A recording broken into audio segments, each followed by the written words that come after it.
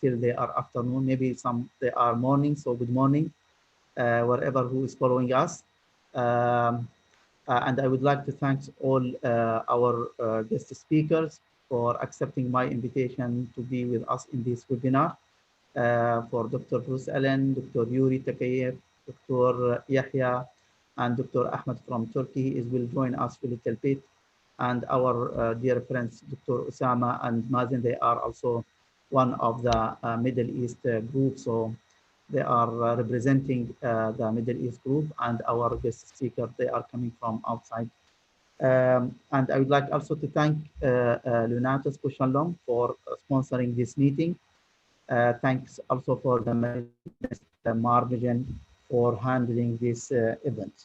Um, I would like first to have the first presentation. It will be for Dr. Mina Ashraf, or as a company symposium. Dr. Mina, you can start, please. Thank you. Good evening. First of all, thank you so much, Dr. Muhammad, for the introduction, and thank you everyone for attending this meeting. It's a pleasure to sponsor this meeting. So on behalf of Lunatus and Bosch and Lomb, I wish you all a happy Eid. It's a little bit late, but Eid Mubarak to everyone. Today we will present to you a brief presentation about Lotemax and Lotemax gel. Lotemax is loteprednol etabonate, 0.5%. It is the corticosteroid that we describe as tough on the inflammation and soft on the eye. When we look into the conventional corticosteroids, we always see that there are some unmet needs with the conventional corticosteroids. First, the corticosteroids are effective in reducing ocular inflammation, but they are limited by their adverse events. And the most famous one is the elevation of the intraocular pressure. All the conventional corticosteroids inhibit the degradation of the extracellular matrix material in the trabecular meshwork, leading to the aggregation of an excessive amount of the material within the outflow channels and a subsequent increase in the outflow resistance. The second famous side effect of corticosteroids is the formation of posterior subcapsular cataracts due to the formation of shift-based intermediates between the steroid C20 ketone group and the nucleophilic groups, such as amino groups of the lysine residues of the lens protein. So due to an interaction between the C20 ketone group in the structure of all conventional corticosteroids and the lens proteins. And here comes Lotemax as the smart design. Lotemax is the only ester steroid developed for the treatment of ocular inflammation, and we can say that Lotemax is the only eye-tailored corticosteroid. And it's the only eye-tailored because all the other steroids were developed primarily for systemic use, but Lotemax is the only corticosteroid that was tailored for ophthalmic use. In terms of chemical structure, Lotemax is similar to prednisolone acetate with just one difference, which is the replacement of the C20 ketone group by a C20 ester group. And this was developed by what we call retrometabolic drug design. And with retrometabolic drug design, we begin with the inactive metabolites and we work backwards to design the active parent drug. So in this case, we start with studying the metabolism of prednisolone acetate, which is the lead compound, and we studied the metabolism, and we found that prednisolone acetate gets metabolized into active metabolites and inactive metabolites. So by discarding the active metabolites and working on the inactive metabolites in a retrometabolic pathway, so we can reach a new compound which shares the same characteristics of the parent compound, but in this case, this new compound will have a predictable metabolism only into inactive metabolites. So the concept of retrometabolic drug design is based on the creation of a new lead compound designed from an inactive metabolite of a previous lead compound. And using this retrometabolic drug design, we can see that Lotemax is similar to prednisolone with the replacement of the ketone group by an ester group.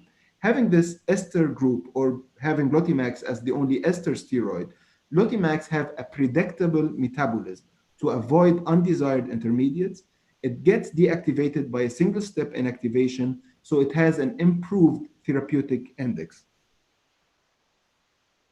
So when we look into the clinical trials with the modification of prednisolone acetate into loteprednol etabonate, with Lotemax, we have a reduced risk of significant IOP elevation due to the rapid and predictable metabolism by the local esterase enzyme. So we see here that Lotemax effectively treats the inflammation, then undergoes its predictable metabolism into inactive metabolites, ensuring ocular comfort and tolerability. And we can see here that Lotemax has a more favorable effect on the intraocular pressure compared to prednisolone acetate.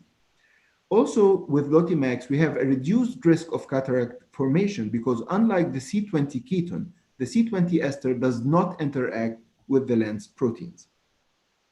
Also, Lotemax being an ester steroid, it is 10 times more lipophilic than dexamethasone, and consequently, it has higher degree of internalization into the glucocorticoid receptors. And we can see here the degree of internalization comparing Lotemax to other corticosteroids at day 2 and day 4, and we can see that Lotemax has a higher binding affinity to the glucocorticoid receptors.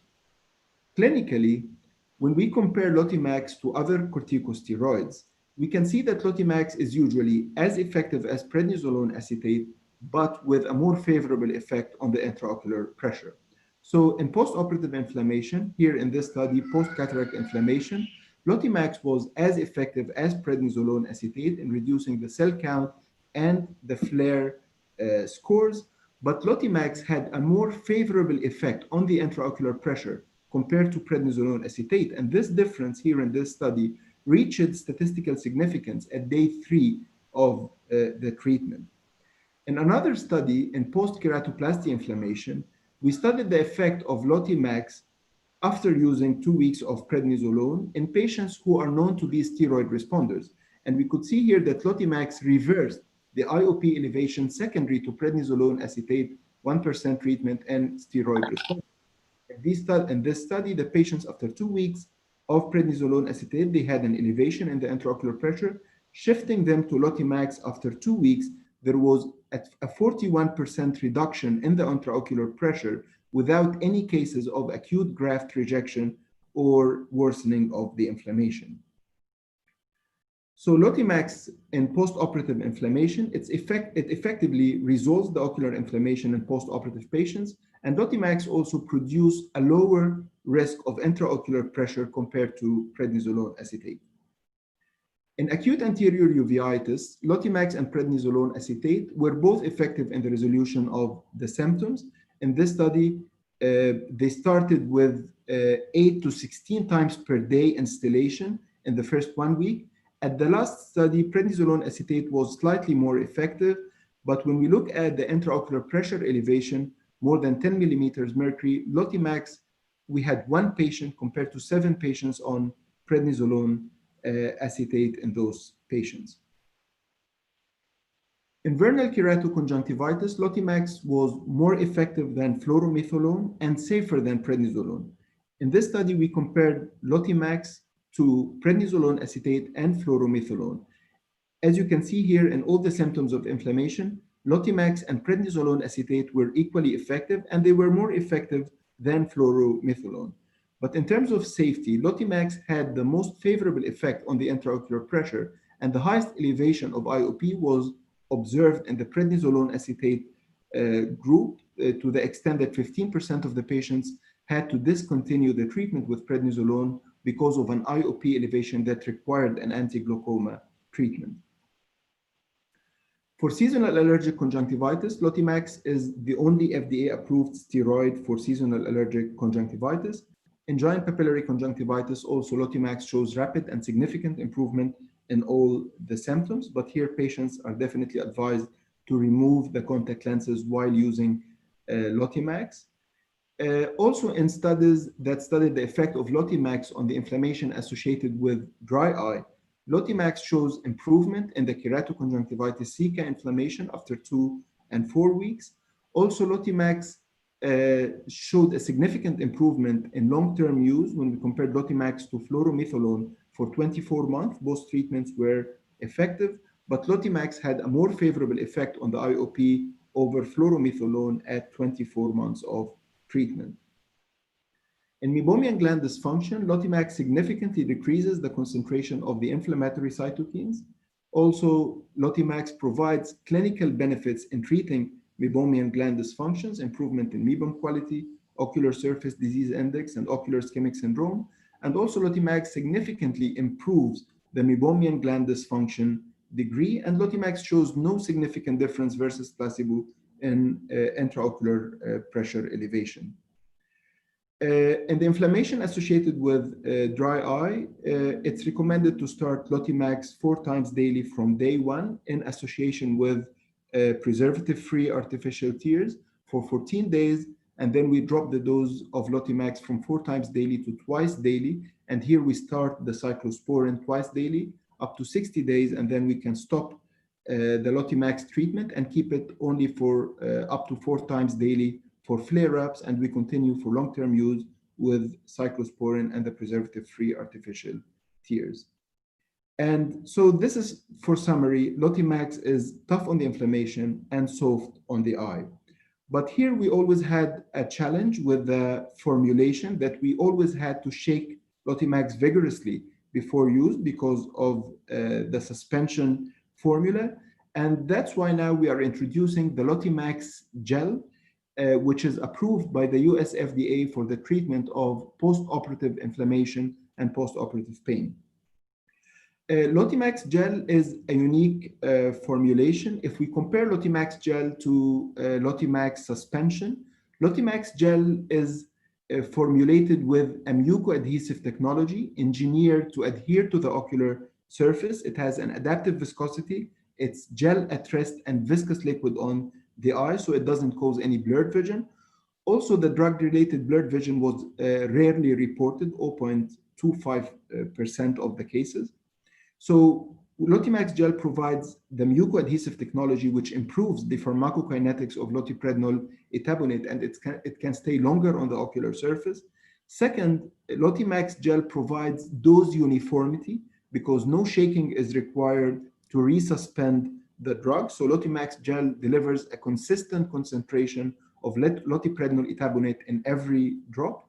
Also, Lotemax gel has low preservatives and it contains 2 known moisturizers. When we look at the formulation, Lotemax gel has 70% less preservative than Lotemax suspension.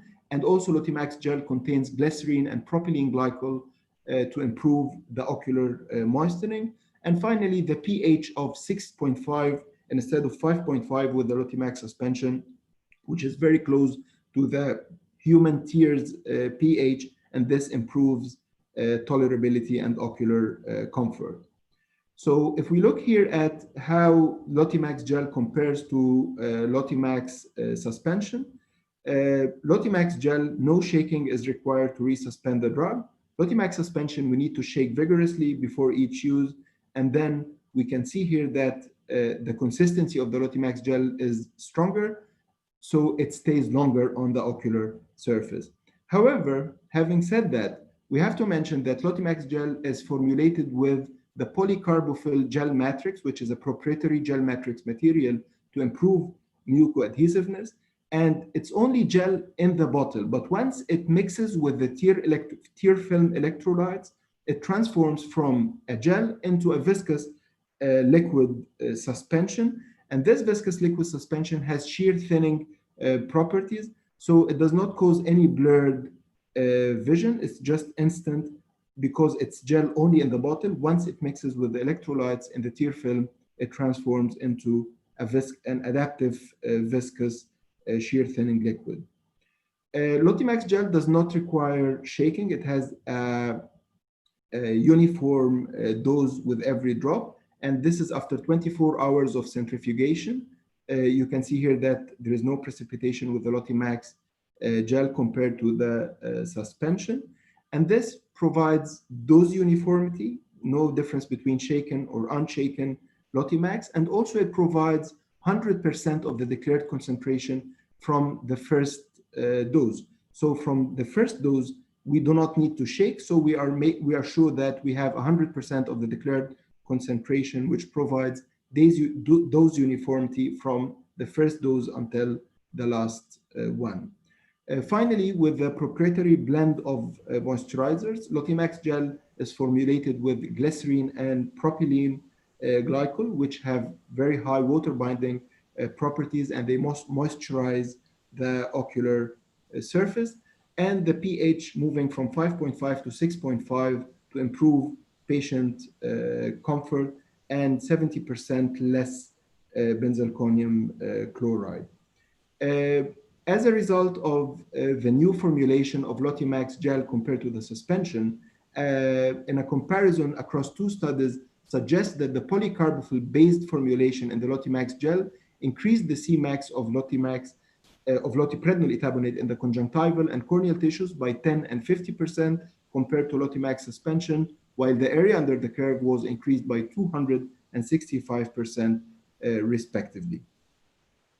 Lotemax gel is approved by the US FDA for the treatment of post-operative inflammation and pain control. We can see here that more patients achieved complete resolution of anterior chamber cells with Lotemax gel versus its vehicle at day 8 and day 15. And also more patients treated with Lotemax gel were pain-free at day 8 and day 15 versus its vehicle. Also, with the tolerability profile that you expect from loteprednol etabonate, the risk of significant IOP elevation, more than 10 millimeters mercury, was similar to that of the vehicle compared to Lotemax gel. So it's the excellent tolerability profile expected with loteprednol etabonate. As I mentioned, Lotemax gel is currently available, and it's approved for the treatment of post-operative pain and inflammation. Thank you very much. And if there are any questions, I'm more than happy to thank you, Nina. It's comprehensive. You already mentioned everything and discussed everything. If there is any comment from any panelists here about this one, we are ready to hear about it. And with the Lotemax with you.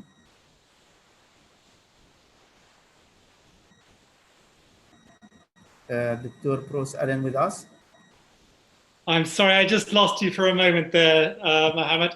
Yeah, we use Lotemax particularly in the steroid responders.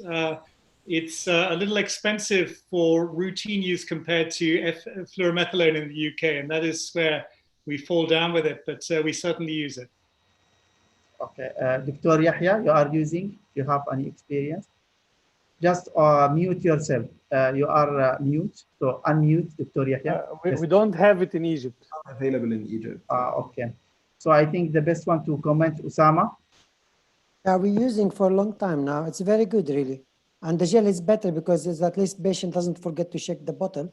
So I use more gel now than the normal Lotemax, but it's really very useful. How about let us say about the intraocular pressure? Did you find the difference really in real life practice that you will find the difference? It's still, it can, very rare, some patient can have responding steroid response and can increase the pressure, but definitely it will be less than Bradford or dexamethasone. So it still can happen, that pressure, but the chance of that is much less. For example, I know you are, Osama, dealing a lot with patients especially dry eye associated with the meibomian gland dysfunction and inflammation. Are you using this also? You have a preferral to use, for example, Lotemax, or you will still use it? I use it, but I use it much shorter than what the recommendation there. I use it like for 2 weeks or 3 weeks, not like 2 months. Okay, just to start. Anyway, we're already 20 minutes, Mina. We finished, not 10 minutes, huh? Remember that, okay? Anyway, thank you very much. Excellent presentation. Now it's my pleasure to introduce Dr. Bruce Allen. He's an MD FRCS, consultant ophthalmic surgeon, Moorfield Eye Hospital, London, UK. Dr. Bruce Allen, you can start.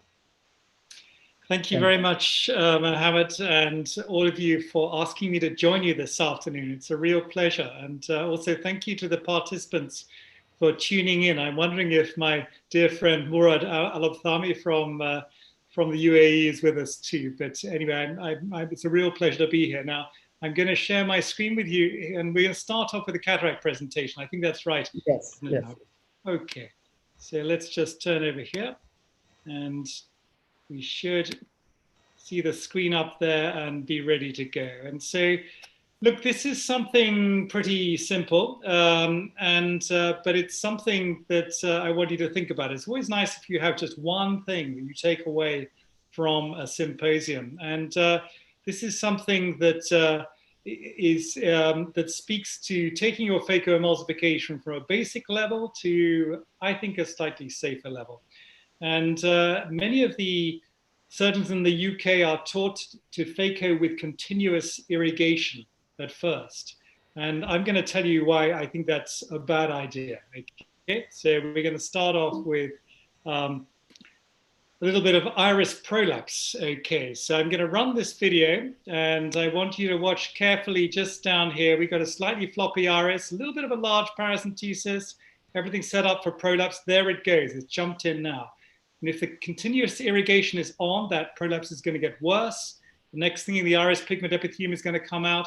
So we're going to switch the irrigation off, let a bit of pressure down in the chamber, lift slightly, and then put the irrigation back on. And it's a way of dealing with iris prolapse really nicely. And you can't do that with continuous irrigation. So we're going to run that video again just to make the point. So we're not on continuous irrigation. We're doing the chop. This is when iris prolapse will often occur. There it is. And the first thing we do is take the foot off the pedal, drop the irrigation, drop the pressure in the chamber, carefully let some fluid out of the chamber, then the iris will drop back spontaneously.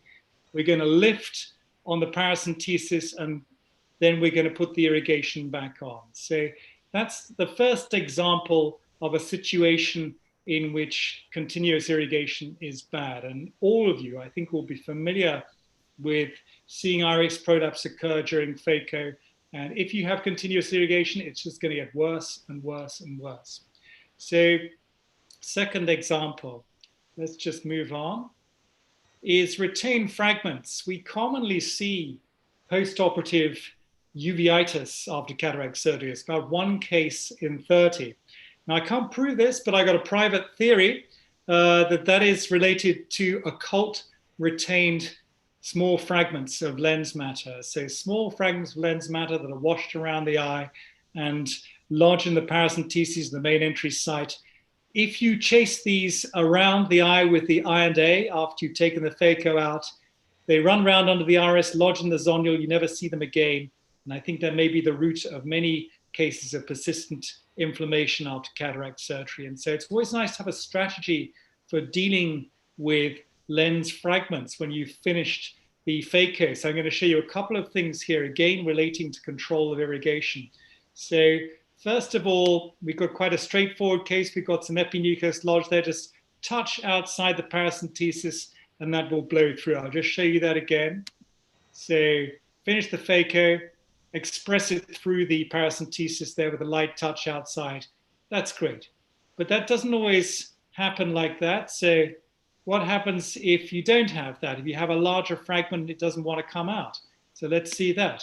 So here we are. We've tried expressing it. It's not working. We've got a large fragment lodged just here. And so we take the irrigation off, tap it round, and it will jump into the phaco and out of the chamber.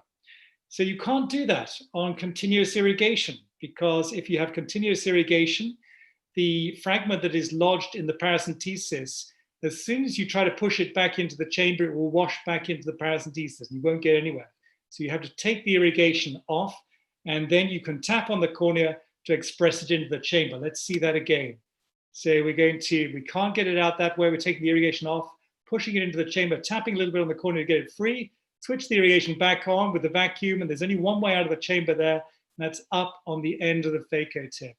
So that's another example of where phacoing on continuous irrigation is bad. So little tip, just always when you're learning surgery, use your dominant foot. If you're right-handed, it's your right foot, other way around if you're left-footed. use your dominant foot on the phaco pedal so you have nice control over irrigation. And there are times in the surgery, particularly dealing with iris prolapse and with strategies for dealing with your fragments easily at the end of the surgery, when it's going to help you to switch the irrigation on and off. So, Mohammed, I've got a refractive case later, so I'm going to leave it there. I'm going to stop my screen share, and I'm going to ask you to tell me when it is that you want to do the refractive cases, okay? Yes, thank you, Dr. Bruce Allen. Now we can just have an opinion of other colleagues about the case. We'll start with the first case, the iris prolapse. If there is any comment or any question to Dr. Bruce Allen from the panelists. Dr. Yahya or Dr. Yuri or Dr. Osama. Yes, please. In case of iris prolapse, I totally agree with Bruce that the continuous irrigation provokes this. But not only that, if the iris is coming out, not just close the wound, but coming out, this is the other point for discussion, how to push it back. And the many of young doctors, they try to push the iris back by the same way. The iris is coming out and the surgeon pushing back by the same way. And this is a big mistake, because before you stop the irrigation and reduce the intraocular pressure, this attempt is not successful attempt. So we always try to use the main incision to reposition in the iris from the side ports, or to use the side ports to reposition in the iris coming from the main incision.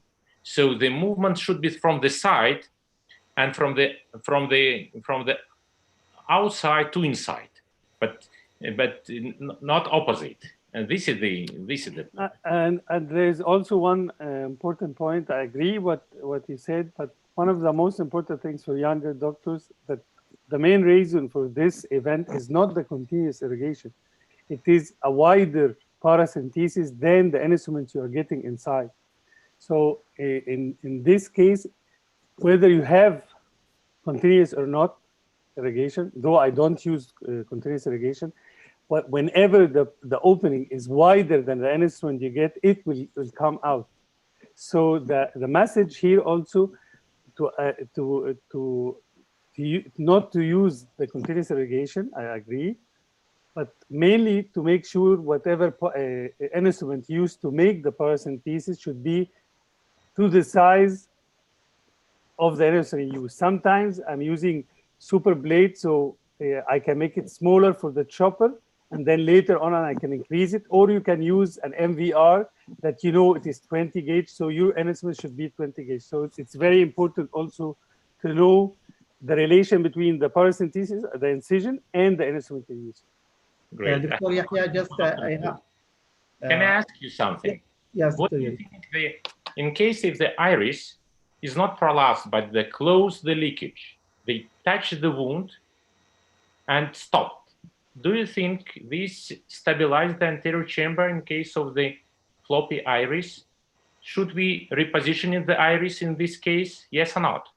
Or you use this as a chance for you to continue. Okay, Dr. Bruce Allen, please. Yes, so some really interesting points there, and I'm really glad, Yuri, that you mentioned the last one. There's two things to say that are very important about iris prolapse, whatever you believe.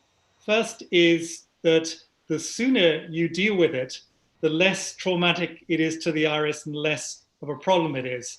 What I don't like to see is doctors doing phacoemulsification when the iris comes up to the paracentesis and just continuing, because it will then become floppy and difficult to deal with. So the first thing is to deal with it early.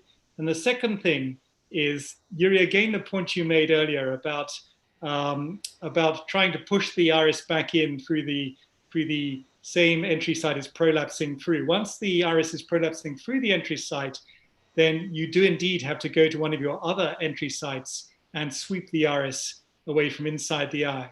But that will not work if the anterior chamber pressure is high.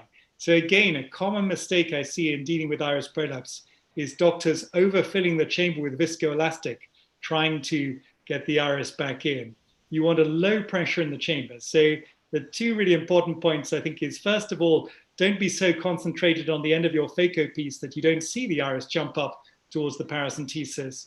And the second thing is, if you see iris prolapse, deal with it straight away. And the first thing to do is to lower the pressure in the eye. And one of the final points, a little practice point that really speaks to the point about the larger wound. And that is, don't sit down on your paracentesis. You've got to float in your entry sites when you're doing phaco. If you're pressing down, that again is increasing flow through the paracentesis, and that's likely to promote iris prolapse. There is one question, this from my side, Dr. Bruce Allen or Yuri or Yahya. If the prolapse coming from the main incision, not from the sideboard. So I'll speak to that briefly. If you've got iris prolapse into the main incision, you've got a problem with your main incision. And with modern phaco, you shouldn't really see that. And so if you do have that occurring, my advice would be to move around and make another main entry site, and not to persist with the entry sites if you have. If you have a problem with an entry site, make another one. That would be the advice. And the other points, yeah. Opportunity. If we want to close the incision, first of all, we should to achieve the mydriasis. The mydriasis is a very, very important tool to prevent the iris prolapse. This is the other side. And also we have in the past, we have a high infusion sleeve. High infusion sleeve, very thin silicone sleeve, which increased the size due to the infusion and closed the leakage. So it was very good idea from Alcon company in the past. Now we have not this device, but it was very helpful for the cases like iris prolapse from the main incision. Okay, any other comments, Usama? For the second case. Sorry, Mohammed, I've got one other comment really that really speaks to Yahya's point about the having the entry site too large. I think that there are several things you can do to help prevent iris prolapse. That's certainly one of them. But there was an interesting thing that the instrument makers did for a while there to try to help us with that, which was to have an expanded sleeve around the around your second instrument. And I saw that idea many years ago, and it seemed to come and go. I haven't seen it again since. But a soft sleeve around the instrument to really prevent unwanted flow through the side ports. So Yahya, perhaps you can design an instrument for us there to bring that back. Okay. There is another question before we move from the iris prolapse. When the iris prolapse is happened, do you recommend to remove completely the sleeve and everything, the phaco tip, and go and let the anterior chamber, or you can just stop the infusion and wait and then do the put the iris back? I think once the iris is prolapsing through the eye, or if it's actually prolapsing into the main entry site, then you have to stop, decompress the chamber. That stops the iris prolapse getting any worse, and then reposit the iris. And going back to Yuri's point, if you can do that without overfilling the chamber with viscoelastic, that's good. And from an entry site that is not the one where the iris is prolapsing through, that's good too, to sweep that back in. It's all about doing it with the least trauma to the iris. Okay. One thing about floppy, I think intracameral phenylephrine is very good, useful for floppy iris. If you had much floppy, that's you need to dilate the pupil with intracameral phenylephrine. We should probably use intracameral phenylephrine in every patient. That's the conclusion I'm gradually reaching. We have phenylephrine intracameral, and it's very helpful for the situation like this.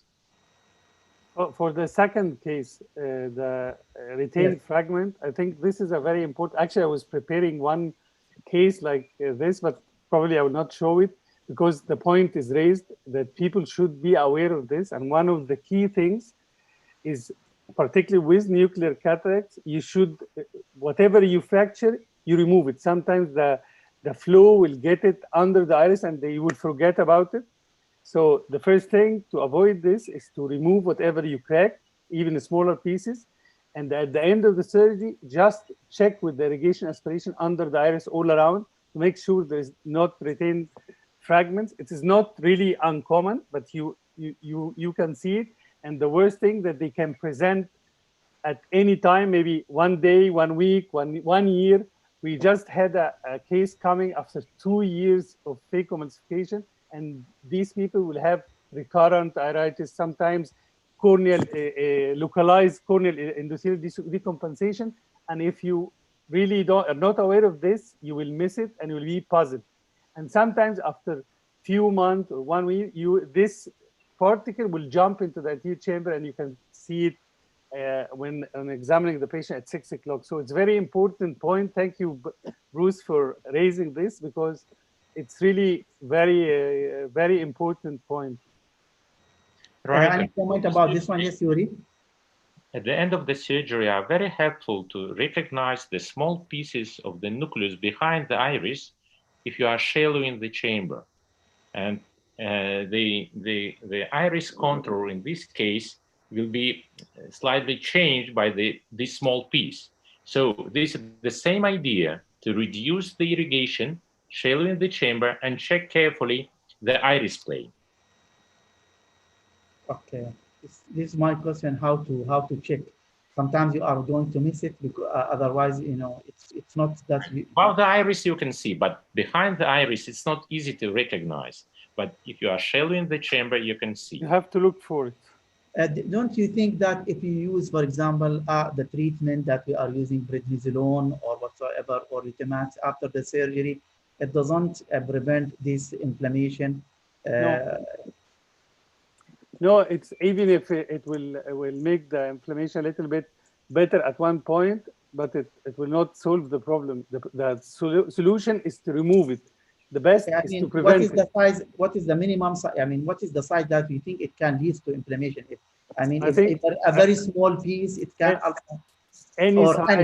Any size, in my opinion, any size. Yes, Dr. Mohammed, because this is the ping-pong effect. It's damaged the endothelium from inside. And after 6 months, 8 months, if you are waiting, and the patient, due to the gravity, this piece always at 6 o'clock. But if the patient changes the position for horizontal position, it is moving. And it is ping-pong effect also. So it's damaged the cornea. The point, not only inflammation, but also mechanical effect. Exactly. Anyway, thank you very much. Very interesting cases, Dr. Bruce Allen, and discussion. The time is running, so we need to move to Dr. Yahya Salahuddin, my dear friends, Professor of Ophthalmology, Cairo University, Egypt, Consultant Cataract Cornea Refractive Eye Care Center, Cairo, Egypt. And please, you can start with cataract cases. Thank you. Okay, I will go for the cataract cases. My first case, to Mohammed, you can stop me when I. The first case is very interesting case.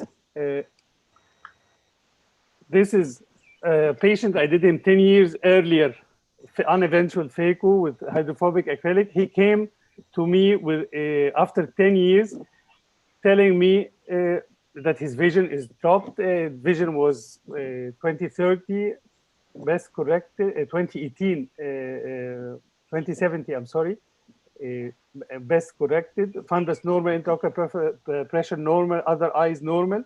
So I was examining him on the slit lamp. So the question here for the audience also, when you see something like this, you will ask yourself 3 questions. What you see, is it the lens, or is it the capsule, or is it in between? Okay, so, let us take the opinion. You want to have the opinion, Dr. Yahya? Yes. Okay. What do you think, Dr. Bruce Allen? Can you just keep the photo, Dr. Yahya? So I'm really not sure of the question, I'm afraid. I can see a cataract there, but already this done cataract already done, and I did him cataract 10 years earlier. 10 years back. Okay, I have no idea what we're looking at there. I have no idea at all. Is it the lens? This is the phakic cataract. This is the opacity, I think so. Yeah. Is this having any inflammation, Dr. Yahya? Nothing. I Its think eye perfectly quiet. You can see the fundus, but you can see this picture. It could be a remnant of cortical matter somewhere that you are missing and it came in front. 10 years. It's 10 No, no. years, Alhamdulillah. may I comment, please? Yes, yes, Dr. Mazen, anyone, yes, please. I think this is, it was a hydrophilic lens. No, it's a hydrophobic. It was hydrophobic. It is hydrophobic lens. It is alcon, really. Actually, so. Because it seems like it is an opaque IOL. Okay, so this is the natural question, but let's move on. This is closer look with a slit lamp. So still the same question is, I just want to show you here, again with the slit lamp. No vitreoretinal surgery before? Nothing. Okay, this is the slit picture.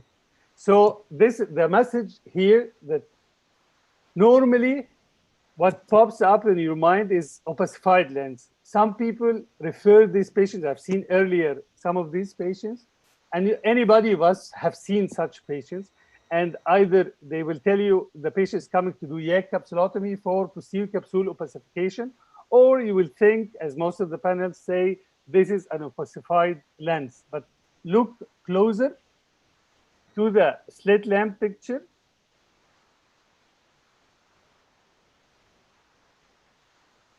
It's not the lens. Yes, it is the back of the lens. Yes. Exactly. You will see now that it is not the lens, it is not the posterior capsule, it is in between.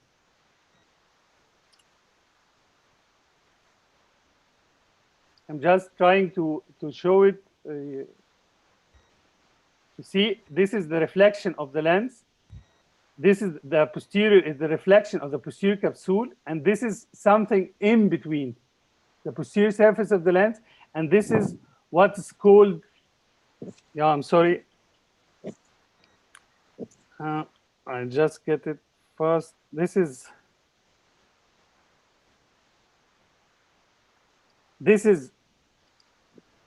actually, this is the lens, and this is the posterior capsule, and this is fluid, turbid fluid behind the lens. This is called late capsular block syndrome. And it's for some reason, the epithelium proliferates, there is cortical material, sommering rings, metaplasia. So you can see here, the lens, after we saw the sham fluke image, that this is the lens, this is the turbid fluid, this is the posterior capsule.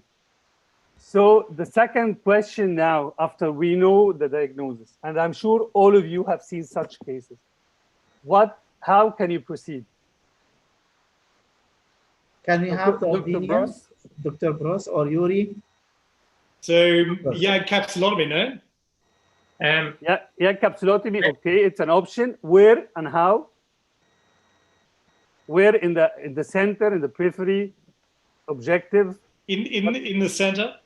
Okay, and Yuri? But this is a fluid, like the other option really, it's the anterior capsule. The anterior capsule, as far periphery in the anterior capsule, you break that to go to the outside of the lens.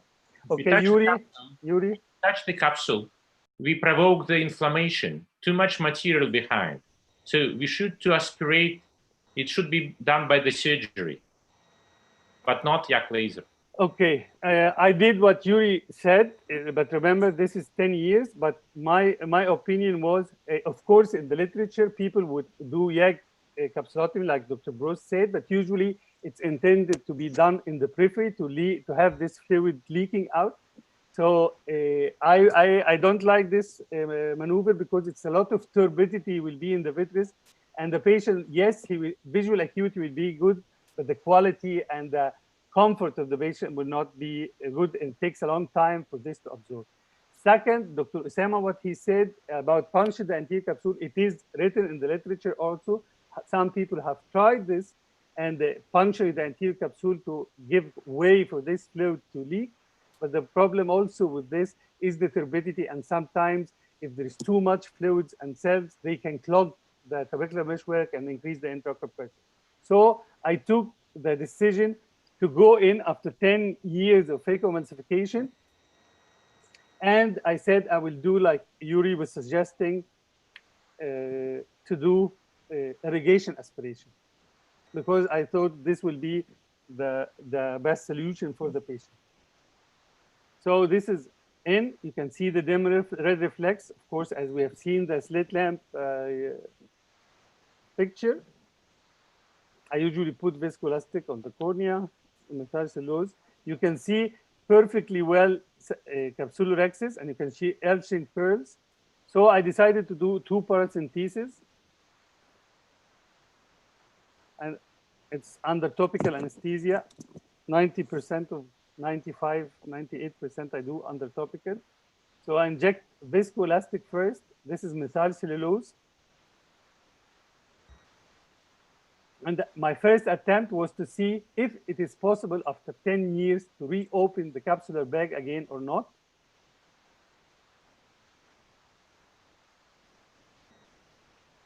So I will go with irrigation aspiration canals, but this is the Koch aspiration canal, which is flat, and this is the Browiler irrigation canal, which you can direct very well the fluid posteriorly, and it is sharp, so I can use it as a dissector. So now I'm checking if I can lift the rim of the capsulorhexis of this intraocular lens, and it was quite possible. So this make me move to the second step, is to try to lift it all around, exchanging hands, and you can see now this fumes coming. And you can see how the red reflex is changing and enhancing. And here, these are the metaplastic cells and like L-shaped pearls, and it's logic to try to remove it because I'm already inside the capsular bag.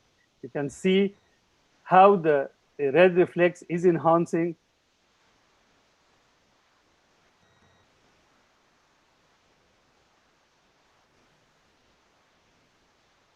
So it's interesting to see that if you do proper surgery in the first place, still after 10 years, you can reopen the capsular bag and manipulate, and even you can exchange lenses if you need to and reimplant the new lens into the capsular bag as well. How old is this patient? 69. He has no any systemic diseases.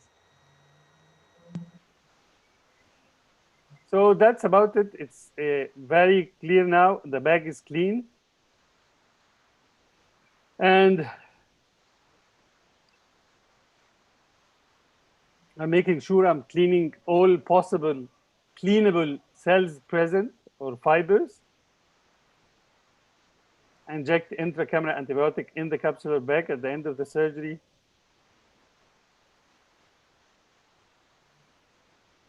And then, and this was the patient next morning.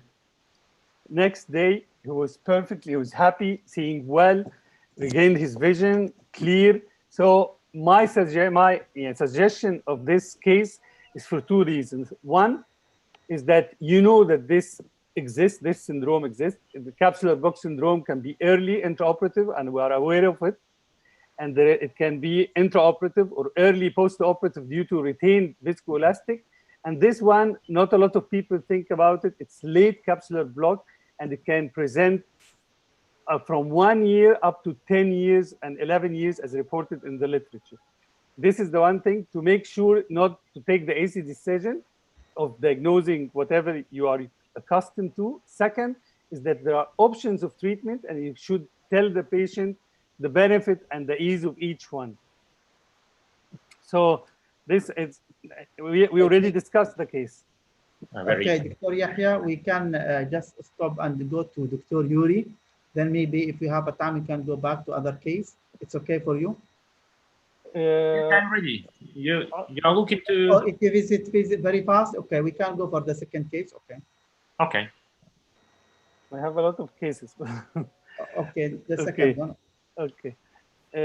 This is the second case that even when we get to the end of the surgery of everything, this is the iris prolapse happening. But at the end of the surgery, some people, young people, feel more relaxed, and even we get sometimes relaxed. But we have to know that we can open the posterior capsule. We can open the posterior capsule even at the very last minute, at any moment of the surgery. So this is irrigation aspiration, even with the port is superior, looking forward, up. Look here, I'm catching the capsule. This is a slow motion just to show.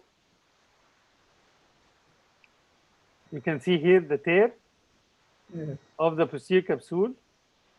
Once you identify that there's, you see the tear, you should stop. You should stop and decide what to do. And there are multiple questions. Is there is vitreous, break of the anterior vitreous face?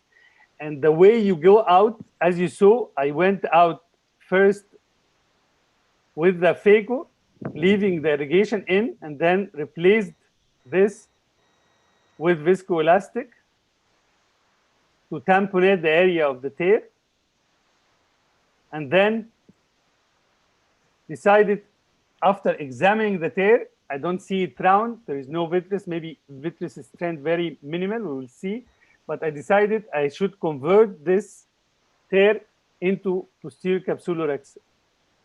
Not this one, okay.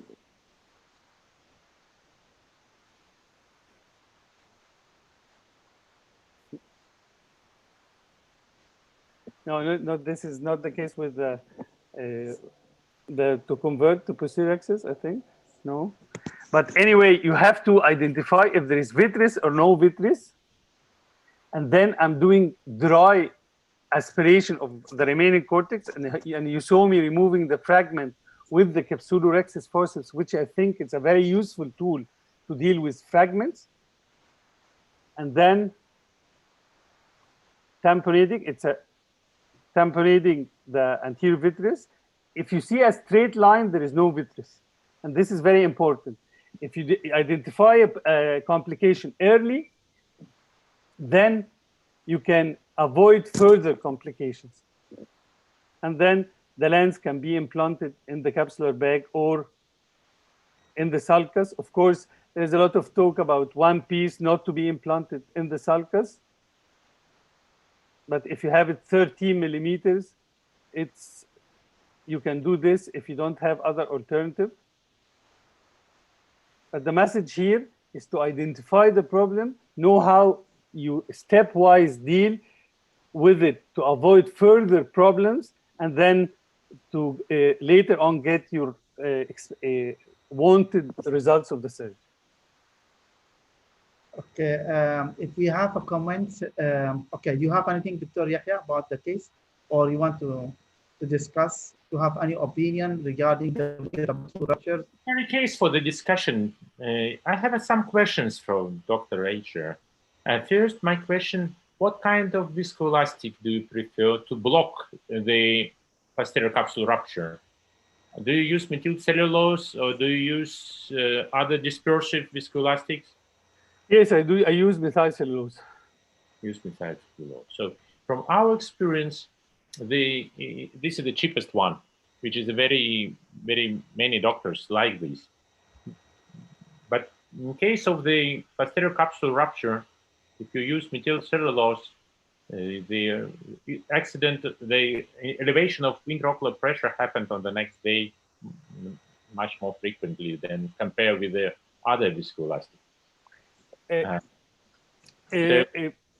What do you think? I think in a way it's true if you leave it, but you don't leave it. Oh, okay. What is the best that you are using, Dr. Yuri? What is the best that you think, in your opinion or in your hands, you are using? And I think that the soft shell technique is very helpful, and we usually block the hole in the capsule by the dispersive viscoelastic, and after that we push the vitreous and the capsule by the cohesive viscoelastic slightly back. We not pressurize the eye, but we try to push hyaloid membrane back to manipulate. And also you can see the dry irrigation aspiration is a very important, it's a very great idea, very good idea. But still we have some problem with the machine automatically automatically generated the reflux in case of the venting the system. And you can see during the aspiration, when the doctor venting the system, some material going out from the pore. It's happened automatically, and it is a very stupid idea from many of companies do that, to stabilize the chamber during the venting, which is not helpful for the surgeons at all. Okay, Dr. Yahya, I think we will stop here regarding the cataract, and we will have now Dr. Yuri, if you can present cases regarding the cataract. Okay. Yes. Bruce Allen, you want to comment? I feel you want to say something, Dr. Bruce Allen. Just very briefly to say, yeah, lovely cases. I really like the first one, and I'm going to be using your approach next time I have an old capsule block case. I found that YAG has never been a problem, but I liked what you did. One very small comment at the end there is that on lens placement, if you have an intact anterior rexis and the zonule is good, reverse optic capture is a really nice option. So, yeah. That can get you out of a difficult situation there. Yeah, but in this case, what is your favorite size of the anterior rexis? So I think this is perhaps one of the only good arguments for femto-phaco is that it gives you a consistent size, slightly lower than the optic every time. So if you ever do need to capture the optic, then you can do it. So we're looking for something slightly smaller than the optic in every case. And so if you're very clever, you can do that. There is a really good tip that I'm going to share with the participants here on rexis size, and that's that pupil size varies, corneal size varies, so it's difficult to use any of those markers. But the thing that's always the same is your main entry site. And if you make your rexis about twice the size of your main entry site, it'll be about 4.5 millimeters there or thereabouts, about right. So it's like a little scale bar. And so like everyone has their own ways of doing this, but that's something that works for me. Good idea. Thank you for your comment. Okay. I can't to start because the screen is busy. So yes, now I can activate my video. Let me introduce the case. Okay, I want just to introduce Dr. Yuri Takayev. He's a professor of ophthalmology and in medical university in Russia. And he is also one of, I learned from him for more than 5 years before, 10 years. He was visiting us in our Qasim hospitals, dear friends. And he is also a visitor also to UAE. Thank you, Dr. Mohammed, for your introduction there. But when you introduce the doctor from Russia, Russia is huge. So I'm from St. Petersburg, north of Russia. So the first case, this is a young lady with intermission. Can you share a screen, Dr. Yuri? You are not sharing. Yeah, not sharing. Okay, let me check. Let me check again.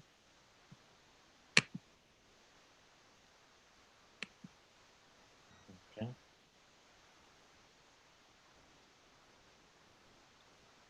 Now it's okay on. Oh no, not yet. Not yet. We checked many times before. You have to open your presentation first. It's open. Okay, now okay. So you can select. Now it's okay. It's better. Yeah, now you can just share. Yes, you are now okay. So this is the young lady, 24 years old, with the intermission cataract, and this is just 1 minute video, very short video, with I hope we will discuss how to avoid the problem with Argentinian flag syndrome. So I put high viscosity viscoelastic, and I tried to open the capsule. You can see explosion the capsule, and this was uncontrolled without the chance to control. So I put the viscoelastic, pressurized the eye, and I closed the main incision, so I tried to open the capsule through the side port, but it has happened. So, and my question for all panelists, how to avoid the problem with the Argentinian flag? Okay, Dr. Yahya, please. It's a very good common question, but we will see in your video. First, I use the cystotome always straight like this, but you see you have it looking like a knife up. I think the problem in such cases in general that the pressure is high. You don't want this explosion to happen uncontrolled. So you open it in a straight line. My trick to avoid having Argentinian flag always is I start my opening in the anterior capsule by curving the cut. So when it extends, if it is going to extend, it will extend where I want it to be. Then if I can start moving around, then I aspirate to deflate the bag even twice or 3 times during one round. So this is my trick. Of course, there are other opinions about how to avoid. Yeah, thank you. Dr. Bruce Allen, if you have a comment. Osama, Dr. Mazen, please, if they are there. So just very briefly, I think Yuri, if we all got this right every time, that would be great. I don't think anybody has the whole answer, but keeping the pressure high in the chamber. And again, there aren't very many good arguments for femto-phaco, but there are some cases when it can be useful, and the mature cataracts are one group. For sure, we try to avoid the problem. So we try to pressurize the anterior chamber and compensate the high pressure intralenticular pressure. But time to time, it's not easy to recognize, is it the pressure is equal or still the pressure inside the lens is more high than compared with the chamber.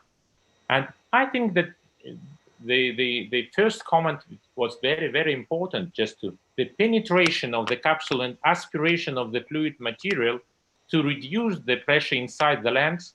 This is the key how to avoid the problem with the Argentinian flag. And this is the case, the second case. Dr. Yuri, I have one question or comment about the Argentina flag. Don't you think if we have to open, the sideboard, both of them, or you will open only one before opening even the main incision, it will make that one is more easier? Don't you think so? You should stabilize the chamber. Doesn't matter. You have one side port or 2 side ports, but forget about the main incision. It's not, if you pressurize the anterior chamber and put viscoelastic inside and you open the main incision, you will see that the iris prolapse happened and the viscoelastic is going out and you lost the control. And so in this case, the anterior chamber should be stable and the eye should be closed maximum as possible, one side port or the second one to stabilize the eye. This is I think it's not a bad idea. So, but the key, how to keep the control, keep the control during this intermittent cataract. Don't cut the capsule. Just make the penetration inside and aspirate the soft material. Any other comments, or we can go to the next case? Okay, I am ready to introduce the second. Okay, to the next case, yeah, please. So this is the patient. He's a glass maker, 68 years old. Many years he's under the infrared radiation. And this is the cataract, mature cataract with the plaque. I opened the capsule by the normal way. This is a 360-degree rhexis. Everything looked like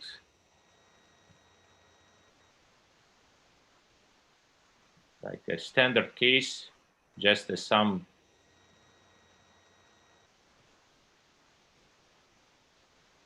fibrotic plaque, and tried to make the hydrodissection. And you can see the capsule is still present. At 6 o'clock, there is the very clear, you can see that it was the double capsule. So I just remove the superficial part of the capsule, but still the capsule is present. So I say, okay, this is a case full of surprises. I try to remove this fibrotic tissue by the ultrasound. It was not possible to do. And I say, it doesn't work. Too elastic. So I say, okay, by the mechanical way, I cut by the scissors this bridge and remove this opacity out. And you can see the color of the lens. This is the second surprise. This is the capsule tearing. So it's going to the periphery. And this is the problem. Okay, we just put some viscoelastic to the anterior chamber, stabilize the chamber, and cut this bridge by the scissors and remove this plaque. So we put some viscoelastic and use the forceps just to remove. Okay. And look to the color to the lens. It's look like white-brown cataract. It's look like the central nucleus and with the soft periphery. And you can see this is the second surprise because there is no nucleus.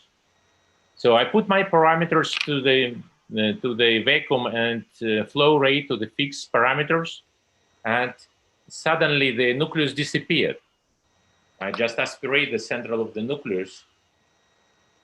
In most of the case, the color of the nucleus means if it's yellowing, it's more raw. But in this case, it was absolutely soft and yellow. Okay, I just remove the cortex, and you can see we have the same problem as we have with the anterior capsule. We have the same problem with the posterior capsule. And this is my question, what to do? What do you think to remove? We can discuss at the end of the case or right now. Yes, yes, better now. Dr. Yahya, what is your opinion? Now, this is usually in such cases, if you see this posterior plaque, this is usually a membrane over the posterior capsule. In most of the cases, you can lift the edge and peel it over the posterior capsule. You don't have to, very rarely with this appearance, that you need to do a posterior capsular access. So my first attempt would do to peel the membrane over the posterior capsule. Okay, Dr. Bruce Allen, what you will do if this is in your hands? Well, it's the first thing is, Yuri, I think your surgery is incredible. You're dealing with a very small pupil here. So if the first thing I would think of in a case like this is just to rings or hooks to try and get a better view. And to your point about the fibrous capsule front and back, once you have fibrous involvement of the capsule, you sometimes have to cut through it with scissors and try to get the best rhexis you can. It's not always possible. And then you are left with this plaque on the back. And what I always teach about that is that you have to distinguish between pearls and fibrous involvement of the capsule when you're dealing with an opacity on the posterior capsule. And if it vacuums off easily, that's great. But if it's fibrous, I think you're going to be lucky to peel it away consistently without making a break in the posterior capsule. So you may want to do that in a planned way if you can. And so I think that to Yahya's point, sure, if you think you can peel it, that's great, but I wouldn't try too hard is all I would say, because if it's not going to come easily, then you need to think of another way. And then there's really two options. You either do a posterior rhexis there and then, or you put the lens in and you speak to your retinal colleague and ask them to remove the posterior capsule via the pars plana. And I think that would be the safe option for me. Oh, this is very expensive and not acceptable for Okay, Dr. Osama, if you are here. Dr. Ahmad is here. Dr. Ahmad, good evening. The pupil, I think it's difficult when you had too small pupil to decide. I think it's always nice to have you enlarge the pupil really to help you with this surgery. But this Okay, is situation. Okay, Dr. Ahmed, if you have a comment.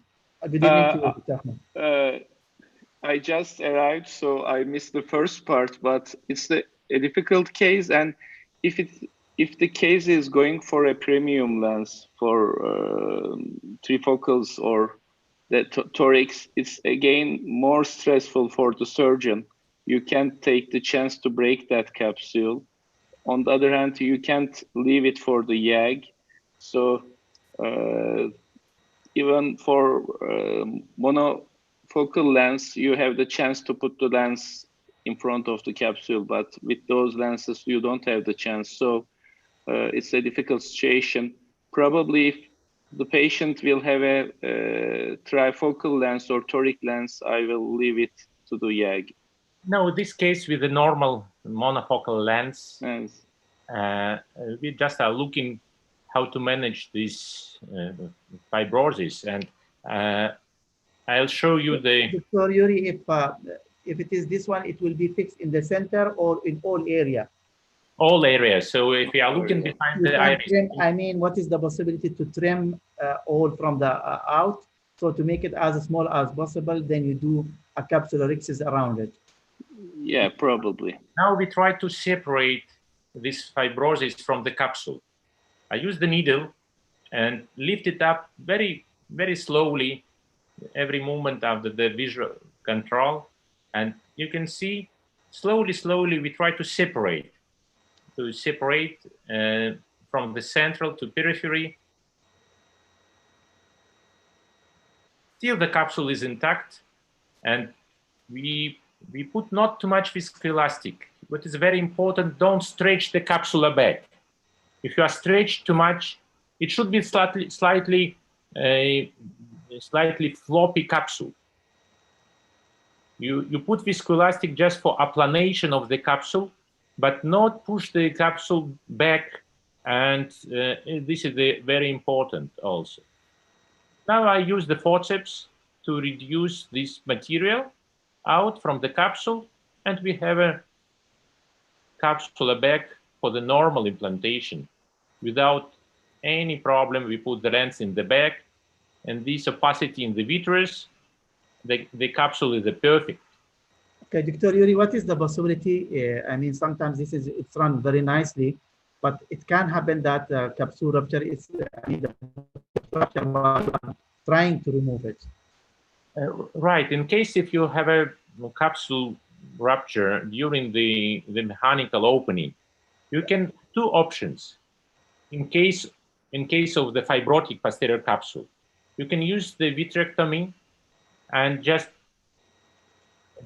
reduce in the central area the opacity and put the lens inside, because these fibrotic tissue are very rigid. Don't worry that the capsule tearing coming to the periphery.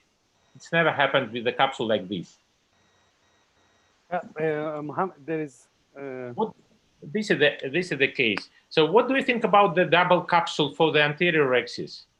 Because this is a very also rare. Dr. Yahya, you want to comment, please? Yeah.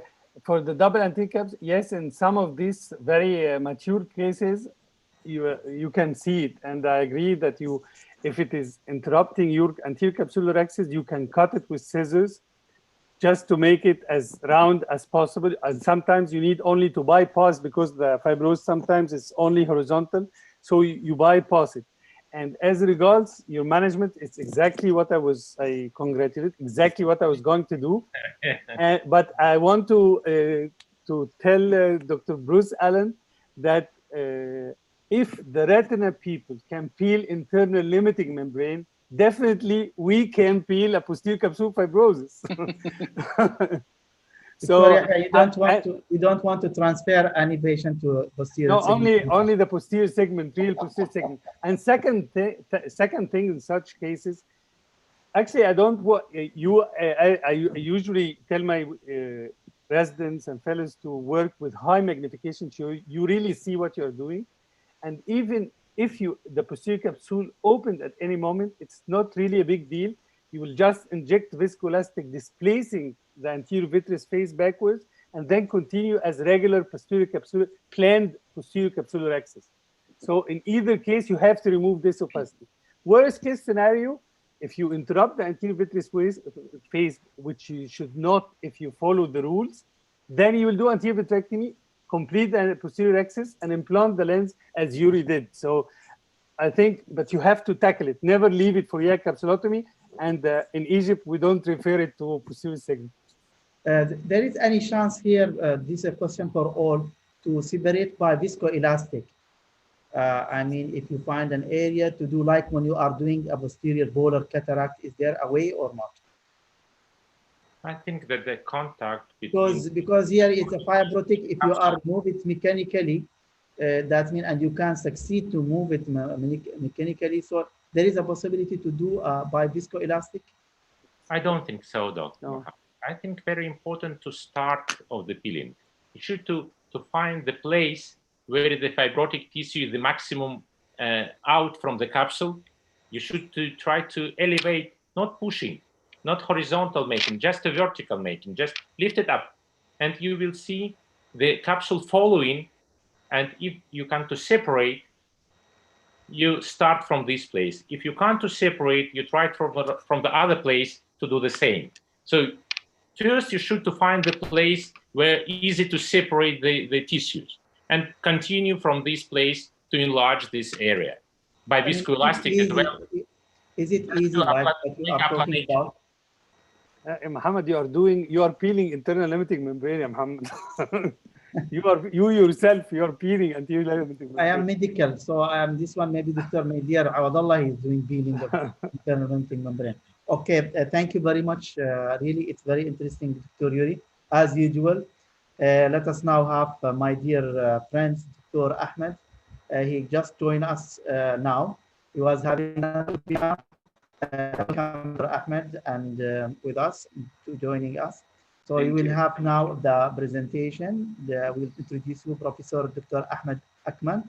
He's an MD, ACS, consultant ophthalmologist, Akman Eyes Clinic, Ankara, Turkey. So let us see what Dr. Akman will present for us, and interesting case. Oh, thank you for this invitation and being with you with this great group. Starting with... I hope that you are not tired from the previous webinar. No, never. I think this is my share screen now.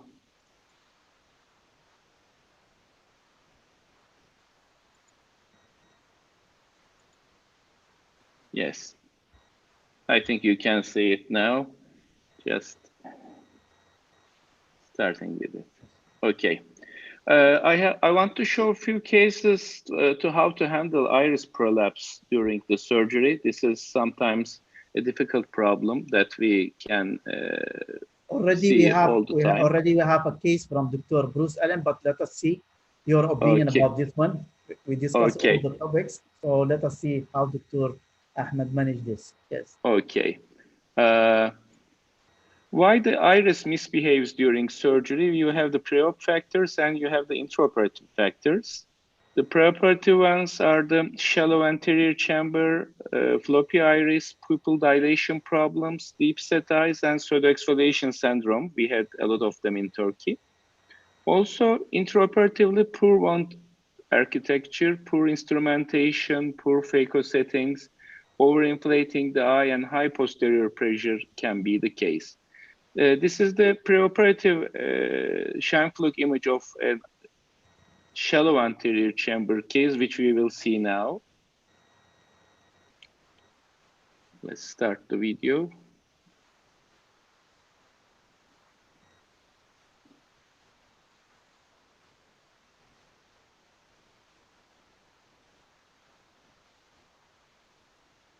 It will be a toric case. You see the markers, and the iris starts to come out.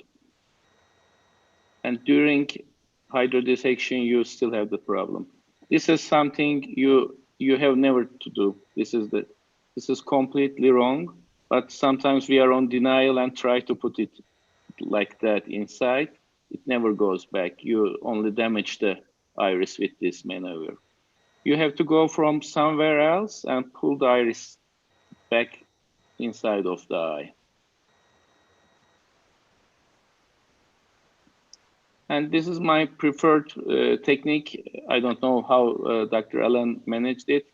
When you put a single iris hook under the wound, you can do your surgery easily, and it goes on uneventfully.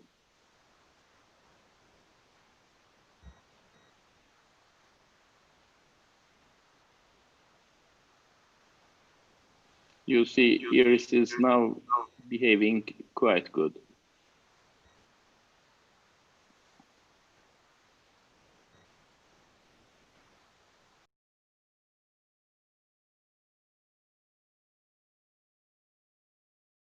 I'm finishing the irrigation aspiration and injecting the lens, and I will take out the iris hook at the end of the surgery. This is a toric lens, and I have to adjust the lens, and you see sometimes I put a single stitch when I have iris prolapse, but in this case we don't need it. And here's a second case which again had similar problems. Oh, similar problems it will be? Yeah, okay. And this one with a previous trabeculectomy surgery.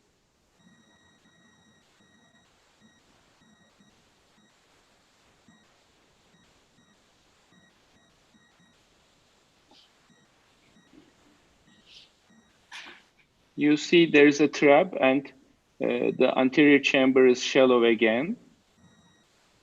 There is some posterior synechia there.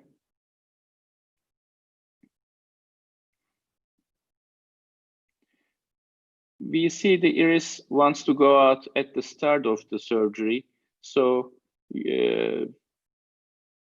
it's important to act proactively. I try to give viscoelastics and have the iris back inside, but it looks like it will not stay like that. So instead of having the damage to the iris, I put inside a single hook again. Oh, sorry.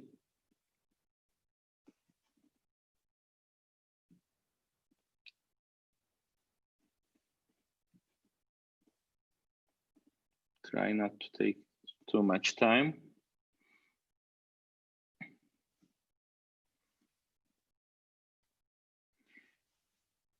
And even with a single hook, it's so easy to go on with the surgery. You don't need to put 4 or 5 of them if the pupil is not very small.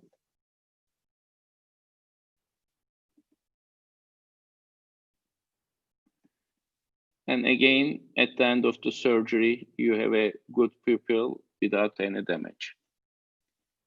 So how to prevent iris prolapse during surgery? Lower the IOP preoperatively, give sedation, have good dilation.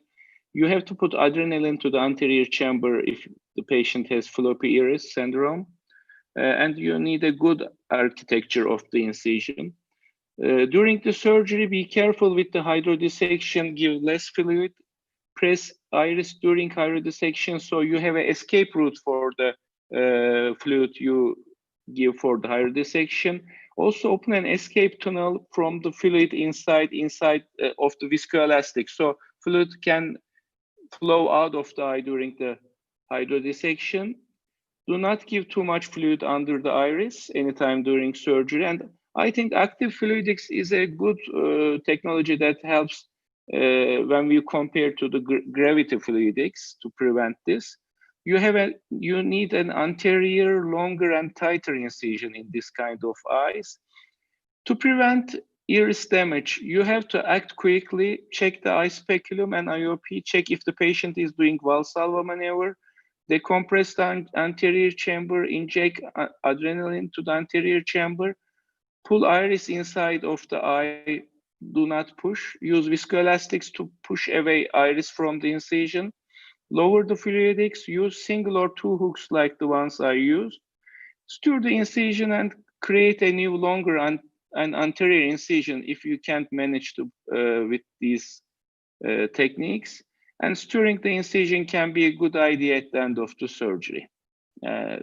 This is what I do when I have the iris misbehaving during the surgery. This is my first presentation. Any ideas how was Dr. Allen's? I had a chance to see it. Well, I think you covered some very similar points there. The very important points you make, I think, that I would just like to emphasize are recognizing the problem and dealing with it early. And on your last slide, you were emphasizing decompressing the chamber. I think both those things are very important to stop the iris prolapse getting worse.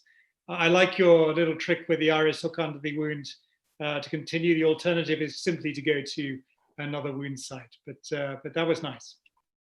Thank you.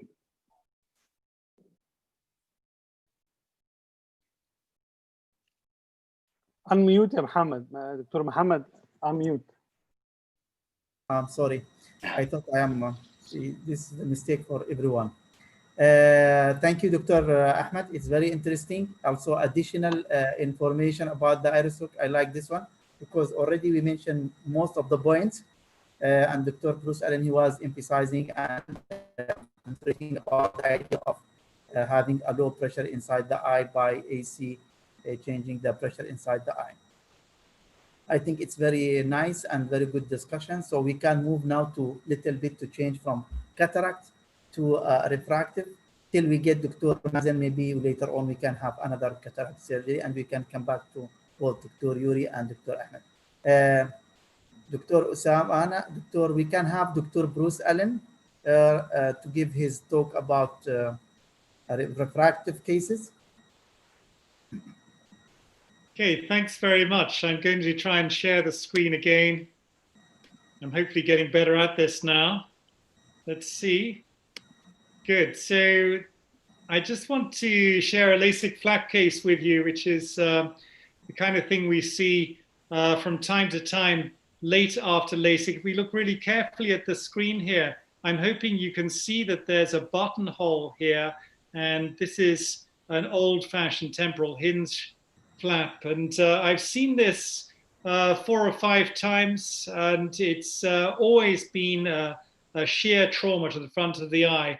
This was a tree branch, but I've also seen a screwdriver, a knife, another tree branch, and something in England we call a thistle. I don't know if that translates for, I don't know if that's something, a piece of vegetation you find elsewhere. But so what are we going to do here? Because we've got intractable ingrowth. The patient's very unhappy with the vision, and we've got a large buttonhole in the center. And the answer is, if you have an end stage flap problem, you're going to amputate the flap. So let's see that here. And we're just going to pick up the flap from the edge and run around here. And you're basically converting this into a PRK. And we'll see the flap lift up in just a moment. And you'll then get a full idea of the extent of the buttonhole. So we're just going to lift this up here just now. And there are several open questions in flap amputation. Do you need to debride the epithelium, or can you simply leave it to regenerate? Do you use mitomycin? I don't. So you're going to see this here. We're going to get a better grip on that flap. And you can see the island of epithelium that's filled in the defect there. Just showing that's not going to just peel away. And so we're going to then just peel away the rest of the flap, and you'll see that can be done pretty easily. You can actually do this at the slit lamp. We usually take people back to the laser to do this.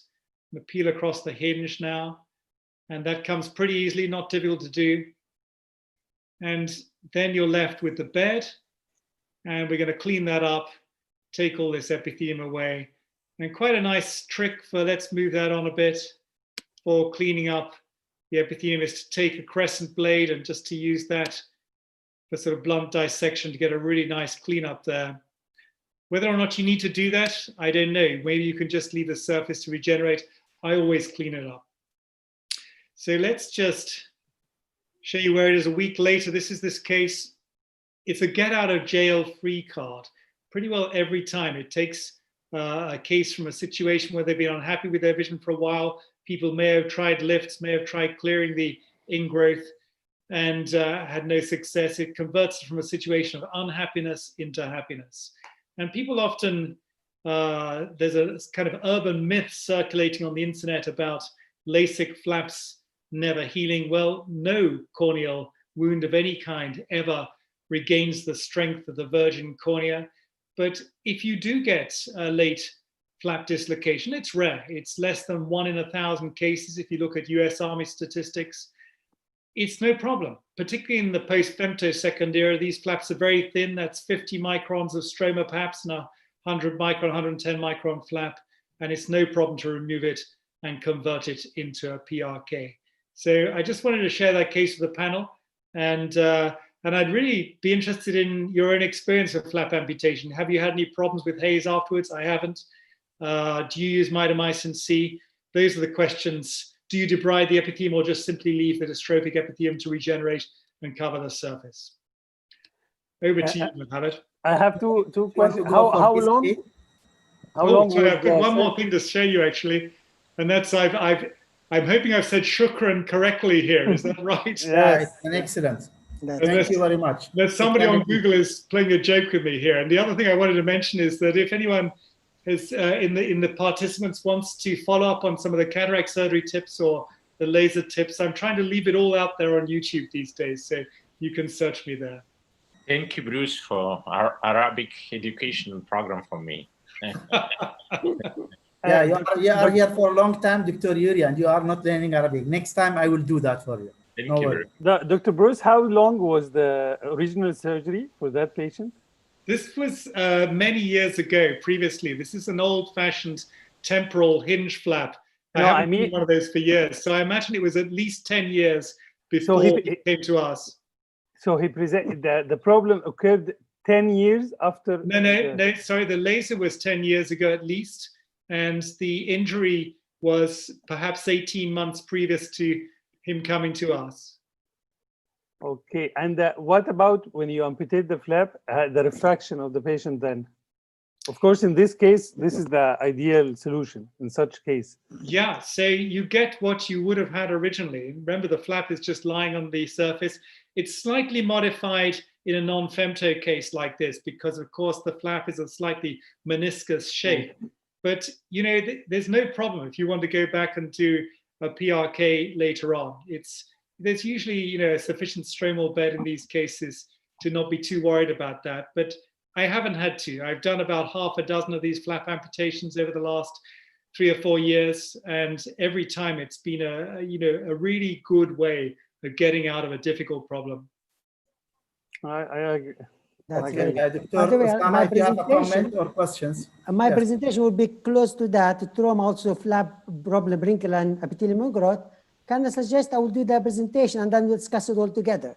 Okay, Osama, we can go ahead. No problem. If you don't mind. Okay, start. Thank you, Osama. Before, go ahead, Osama. But this is an announcement. Also, we are also live on Facebook. So there is many people that are following us in the Facebook. And if someone he cannot follow us normally in the Zoom, he can follow us in the YouTube or in the Facebook. Yes, Osama. Thank you. Is the screen on now? Fine? Yeah, you are okay, Osama. So basically, I will present 2 cases about patient who had a LASIK and they had a trauma and developed epithelial growth and wrinkles. The first one is a lady, 41. She had microkeratome LASIK about 14 years ago. So basically, she had injury with a pencil a month ago, where she had corneal abrasion, and the doctor who saw her treated her with antibiotic. But after that, she complained of blurry vision and the photophobia and sensitivity to light. So basically, the vision dropped to 624, and that's when she presented to me. She had epithelium growth, which is extended until the pupil axis. But if you look, she had the nasal hinge. So you could see that she had wrinkles in the nasal area. So basically, when she had the trauma, the flap itself displaced. But the doctor didn't do anything that time. So, and just with antibiotic. And this is just the patient sent me the picture, and this is the picture when she had the first day after the trauma, and she could see the stain all around the flap. So basically, the flap has dislocated, but lifted.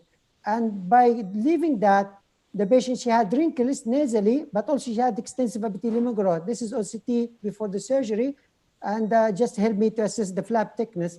So basically, just because she had the epithelial growth and she had also the nasal wrinkles, I have to fix all of them. So basically, just gently lifting the flap all around. Usually, I just try to dissect it slowly because they want to introduce more epithelium cells inside. So just go with the spatula all around the edge of the flap. This patient, I think if it's initially, they fix it initially with the wrinkle, it will be much easier than to lift it with, to have more complicated issue. And just with the use of forceps, better really to use the forceps to lift the flap so you can see the epithelium growth. Usually epithelium growth, usually you find it more behind the flap. So always very important to search that because you most likely, most of the epithelium growth really in the back of the flap than in the stromal part. So just very slowly peeling this epithelium growth from the bed side of the flap. I use the hook stick regular. And just any epithelium growth in the other side. I always with this one, I remove the epithelium, but also I remove it like 1 millimeter epithelium all around the flap. That helped me to prevent the epithelium growth.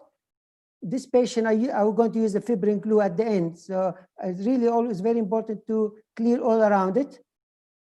And just because she had this nails displacement with large wrinkles, I need to fix it. So basically with long-standing amount, you need to remove the epithelium over the wrinkle. Otherwise the epithelium will keep like a memory elastic, so you cannot stretch this wrinkle. So because the wrinkles mainly in the nasal part, I don't need to remove all the epithelium. So I just remove the epithelium where the gross wrinkles and just massage it for a long time. By the way, talking about maybe 5 minutes massaging, not like this quick, like in this video, maybe even longer.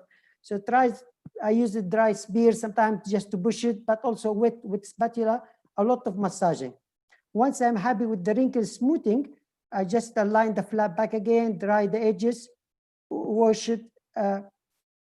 Then basically, this is just, I lift the flap again, just to make sure if it's fine. So I usually like pure alcohol in spears. Just I want to use alcohol to kill any epithelium size underneath the flap, just to make sure that the flap is any epithelium cell, which I don't see it from an ingrowth under the flap or in the pit. Just you need to try to use alcohol to kill it. I don't use mitomycin C. I think alcohol will kill all the epithelium cells. So I'm not worried I don't like to use the mitomycin C for this one. And then once it's like for 10 seconds, 15 seconds, then basically I wash it with vigorous PSS, all just to clear the alcohol, and also washing under flap to remove any debris cells wherever, and allow to align the flap again to the right position. I just smoothing and dry all over.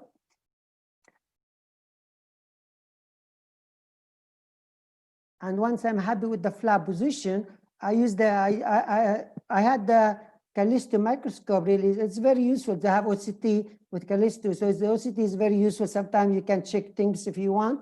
It's more of a luxury, really. But this is, if you had it, is a nice tool. Sometimes can help you. So once I'm happy with that, I don't like to lift the flap altogether with the fibrin glue. What I use is just lifting the edge and using the fibrin glue all around the flap from all the angles, just to prevent the epithelium growth. Some people using the fibrin glue all under the interface under the flap, but you don't need that. And massaging the flap, because the best thing to have very little thin layer of fibrin glue. Allow it. So I remove all the fibrin glue, the excess out. I just want the very minimum massaging. But what I will do now, different now, I using the fibrin glue like another layer over the edge of the flap all around. And as I mentioned, we had like 1 millimeter epithelium away. So that is just extra barrier to prevent the epithelium growth go back. I've done it like in almost 5 cases now, this technique. And really it's very good result. I had it with extra protection, as I say. And that is just, the fibrin glue really helped me not to, because the other option you have to use the stitches. So it helped me no need to do all stitch, especially when you had very large area to close. And just basically just the bandage contact lens, and the case is done. And the patient just use dexamethasone and Vigamox antibiotic. This is the 1 month after the surgery, the very trace of haze in the interface. And after 3 months, everything is very good. She had very tiny epithelial growth at the edge, but I watched the patient, and she didn't have any recurrent, and the vision back to 6.6. So the other one is also 30 years male. Also, he had microkeratome LASIK 6 years ago. Basically, he had just injury with the palm tree 2 months ago. They seen a doctor. They given just antibiotic and lubricant, but he still had persistent pain, foreign body sensation, photophobia. When I examined the patient, really big, he had flab wrinkles at the edge and also epithelial growth with the flab melting. And I explained to the patient it's better to smooth this flab, because the epithelial growth will increase more and more damage to the flab. So it's better to do early than to watch too long. And this is OCT at the time of surgery. So he had this epithelium growth with the flab melting. So basically, I just debride the loose epithelium and the epithelium growth that side. I always try very gentle with this one, because the flab is melted, and just you don't want to have too much trauma more. And that's the same thing. So I have to cleaning the epithelium. I remove the epithelium outside the flab, because that will help me to secure it later with fibrin glue. Even with the suture, I think it's better to remove some of the normal epithelium away from the flab edge to prevent the recurrence of the epithelium and growth. So basically, gently lifting the flap, and you could see it is just because it's the melting, you feel it's very fragile, delicate flap. And because just is the temporal side only the wrinkles and the epithelium growth. So you don't need to lift the flap more than what you need. So there's no point to go further. Once you pass the epithelium growth level, you don't need to lift all the flap, because just you don't need to create extra trauma and more problem. So the same thing, it's just to remove any epithelium growth under the flap. But this is the flap, as you see, it is some of it's melted. Although this is just 2 months, and that sometimes really can melt very good, because it had too many wrinkles at the edge of the flap. That's, I think, make the flap melted quicker. Same thing, using alcohol in swab, just to both sides the bed, and just to kill any epithelium cells remaining. After that, just a lot of washing, like we need to do PRK or something, just wash all alcohol. And just smoothing the flap back again, and just massaging it for any, for this fine micro wrinkles he had, the remaining. This is just OCT intraoperative, just look into that area.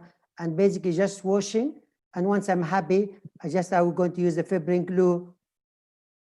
That's different. This time is different because it's just localized area. So I just lift it with the fibrin glue in between the interface and just folding the flap over it. As I mentioned, with fibrin glue, I think it's very important to massaging over, because you need the very thin layer only, or at least you using very tiny fibrin glue. But for the flap, I just massaging any excess fibrin glue, I remove it. Then I will do just another protection layer with the fibrin glue as extra barrier for the epithelium not to grow back. So this is remove all excess fibrin glue, and this is the second layer, just small layer fibrin glue over the gutter area. Just excess, I removed a little bit of excess area, that area, allow it to dry before I put the contact lens.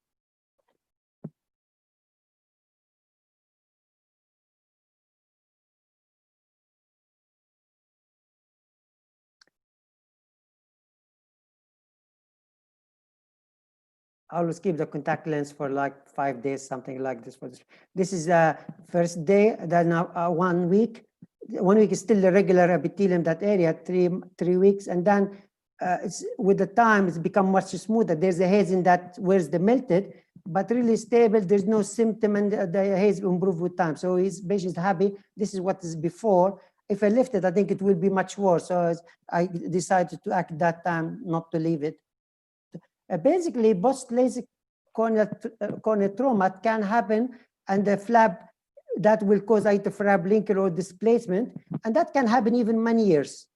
It's more common with microkeratome than the femto-LASIK, especially now with the femto-LASIK. If you do inverted cut, it will be very, very secure. I haven't seen femtosecond laser flap displacement after many years really from the surgery, but I've seen it with the microkeratome. The one thing about this, amputate the flap, with the femtosecond, because the planar flap, so when you remove it, it's a natural refractive error, so you don't have surprise.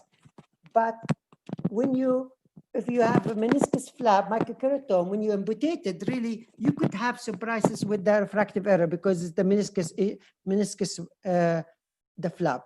So, but it can, as I mentioned, fibrin glue is very good. It will, if you use fibrin glue, that's make the surgery much easy for you.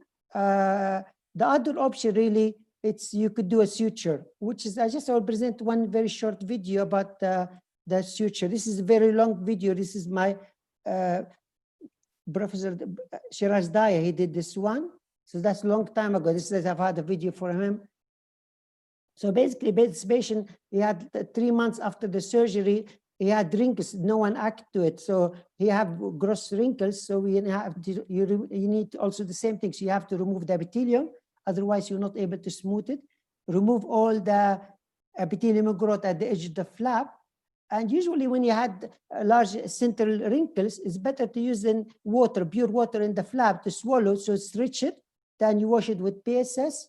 And just really you need to do a massage for a long time, whatever way you're using, forceps, spatula, spears, or you could use this like forceps and use McPherson and use just spreading it like what you see now. Just basically massaging the flap to get rid of the wrinkle.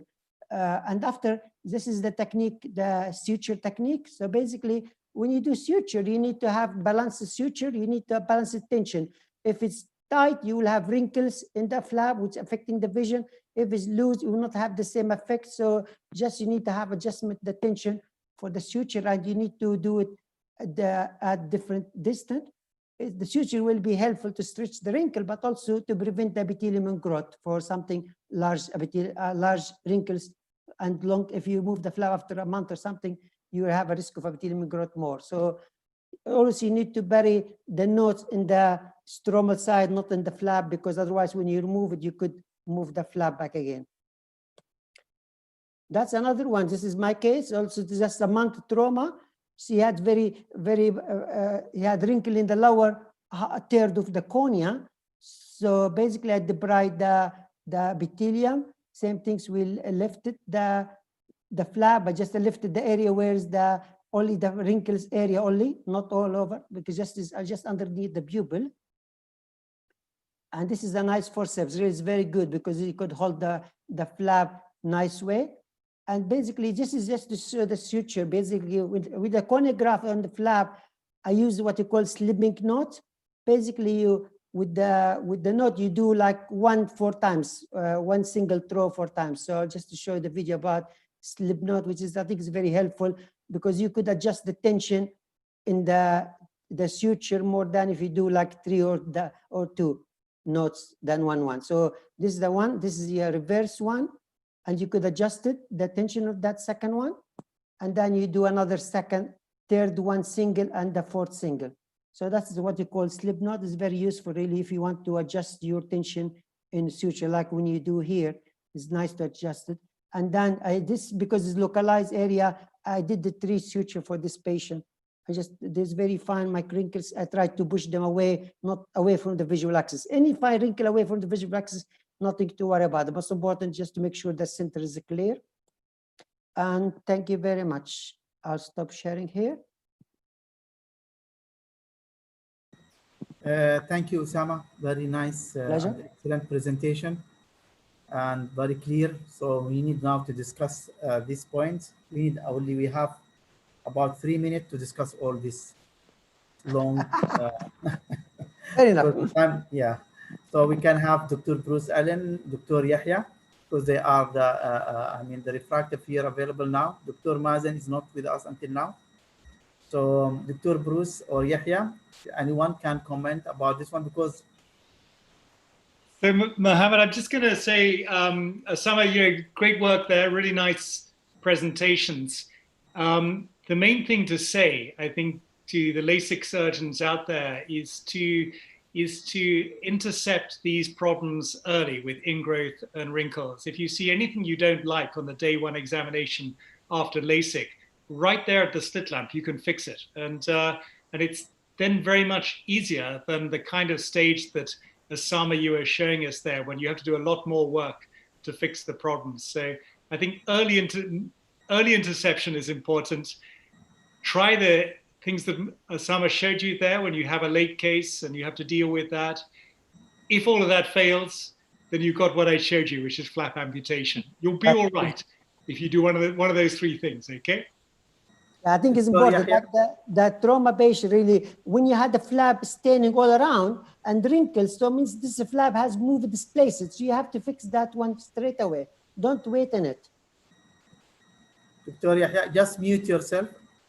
You are mute. This is a very important point, is to manage it. Many of the surgeons are, when they see it, they just deny it. And when they deny, the patient starts to go here and there, and then he comes later on to Dr. Osama to solve the problem. And the idea is, even up to 1 month, if you see the patient with flap wrinkles, you can lift it, reposit it, and use only saline BSS, just dropping. You just stay like 3 minutes, just dropping in under the microscope, and you keep dropping, and then massaging the flap. You just make sure that you put the flap in the right position. You will never, I tell myself and my colleagues, you will never see the flap completely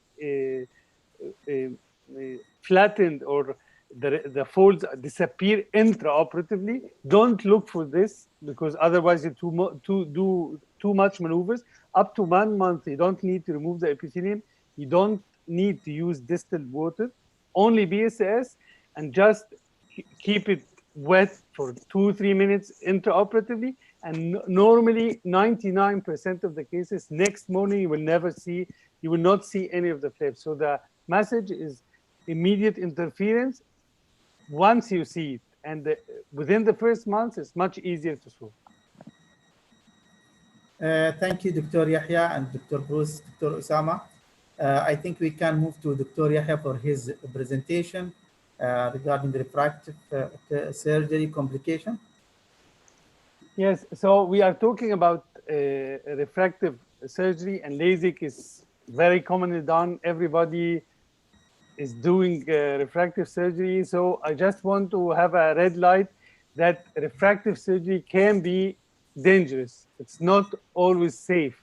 So we have to take care. This is a patient that presented to me 3 months after LASIK surgery. She's 34 years old. She is a teacher, 2 children. She came after 3 months going around. She had infection in a certain hospital that they had a cluster of infection, and it was atypical mycobacteria. They amputated the flap. There was no response. They did whatever medical treatment. But then for 3 months, she was going around, and everybody is saying, we cannot do anything. She was hand motion. We cannot do anything. This is bilateral. She's blind, miserable. And as you can see, it's melting, infiltration, heaping of the epithelium with vascularization in both eyes, almost similar picture. So when she came to me, I immediately, I'm not happy when the patient comes late. And so I told her, we have only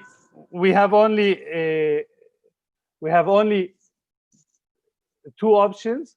One main option is to do a tectonic visual graft in the one eye. Right eye cannot do 2 penetrating keratoplasty. It's very thin. I cannot do lamellar keratoplasty. So I told her I'll do a hot keratoplasty in this eye, and I have a good experience, and I've done many cases, so I was encouraged. And with bacterial corneal infections, it gives good results. one of the tips: never cauterize during surgery. Leave the blood; it will stop. If you cauterize, you invite more vessels to vascularize the cornea post-operatively. So just be patient. Sometimes you need to do this freehand, and you can see what gives you a good prognostic sign if you see the anterior chamber clear. There is no infiltration. In fungal infections, usually if you interfere late, you will find amalgam of exudates behind the iris in front of the lens, and they're clogging the angle. Here, it was straightforward, removing all the affected area, trimming, and then putting a graft in this eye. But at the same session, I had to do something for the other eye. I cannot do another keratoplasty in the same session for the other eye for very obvious reasons. So I fix here. I fix the graft with 8 interrupted or 4 interrupted 8-0 sutures. Then I exchange this with interrupted 10-0 nylon. And in such cases, always use interrupted, never use continuous, because there is always differential healing post-operatively that will make, if you have a continuous sutures, it will be loose in one end and tight in another end, that is a problem. But in such cases, you can selectively post-operatively remove whatever sutures that get loose. So what I thought at that time, what can I do for the second eye after doing this? At least I secured one eye. So what I thought of at that time is to do amniotic membrane grafting. Fresh amniotic membrane. I will scrape this. I will do overlaying of an amniotic membrane. The idea of using amniotic membrane here, I was not sure what it's going to do, except that we know it is anti-inflammatory. It promotes healing. It decreases the pain, and you can soak it with antibiotics that can help in this. But I really did not expect much of this. As you can see, it's overlaying graft with a stromal side down, suturing in the conjunctiva, and it's like a biologic contact lens. And then I did a tarsorrhaphy that I removed after 1 week. So this was the case. Post-operatively, after 2 weeks, you can see this, the graft is clear, all the vessels regressed in the right eye with the graft, and this is typical response because you have removed the inciting factor for the inflammation. The left eye, this is the residual of the amniotic membrane after removing of the sutures for the tarsorrhaphy. You can see the vessels and the heaping of the epithelium is regressing. This is 1 month post-operatively. The eye is quite completely, vision is started restored. And interestingly enough, you will see after 1 month, the left eye, which we had the amniotic membrane, this is the left eye. You can see that the cornea started to regain clarity. I did not do anything except amniotic membrane. You can see this is the area of the amniotic membrane that I put where it was soft, and the whole area is regaining clarity. This is 3 years post-operatively. The graft is still clear. And amazingly, you will see that the left eye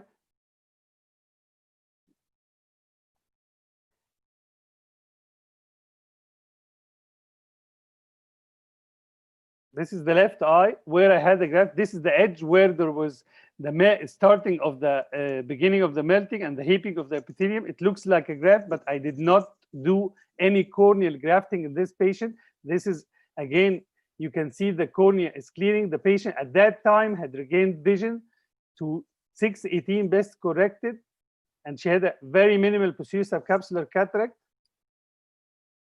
This is 5 years plus. The left eye, this was the left eye, and this is what's 5 years post-operative, and she still can see 0.3.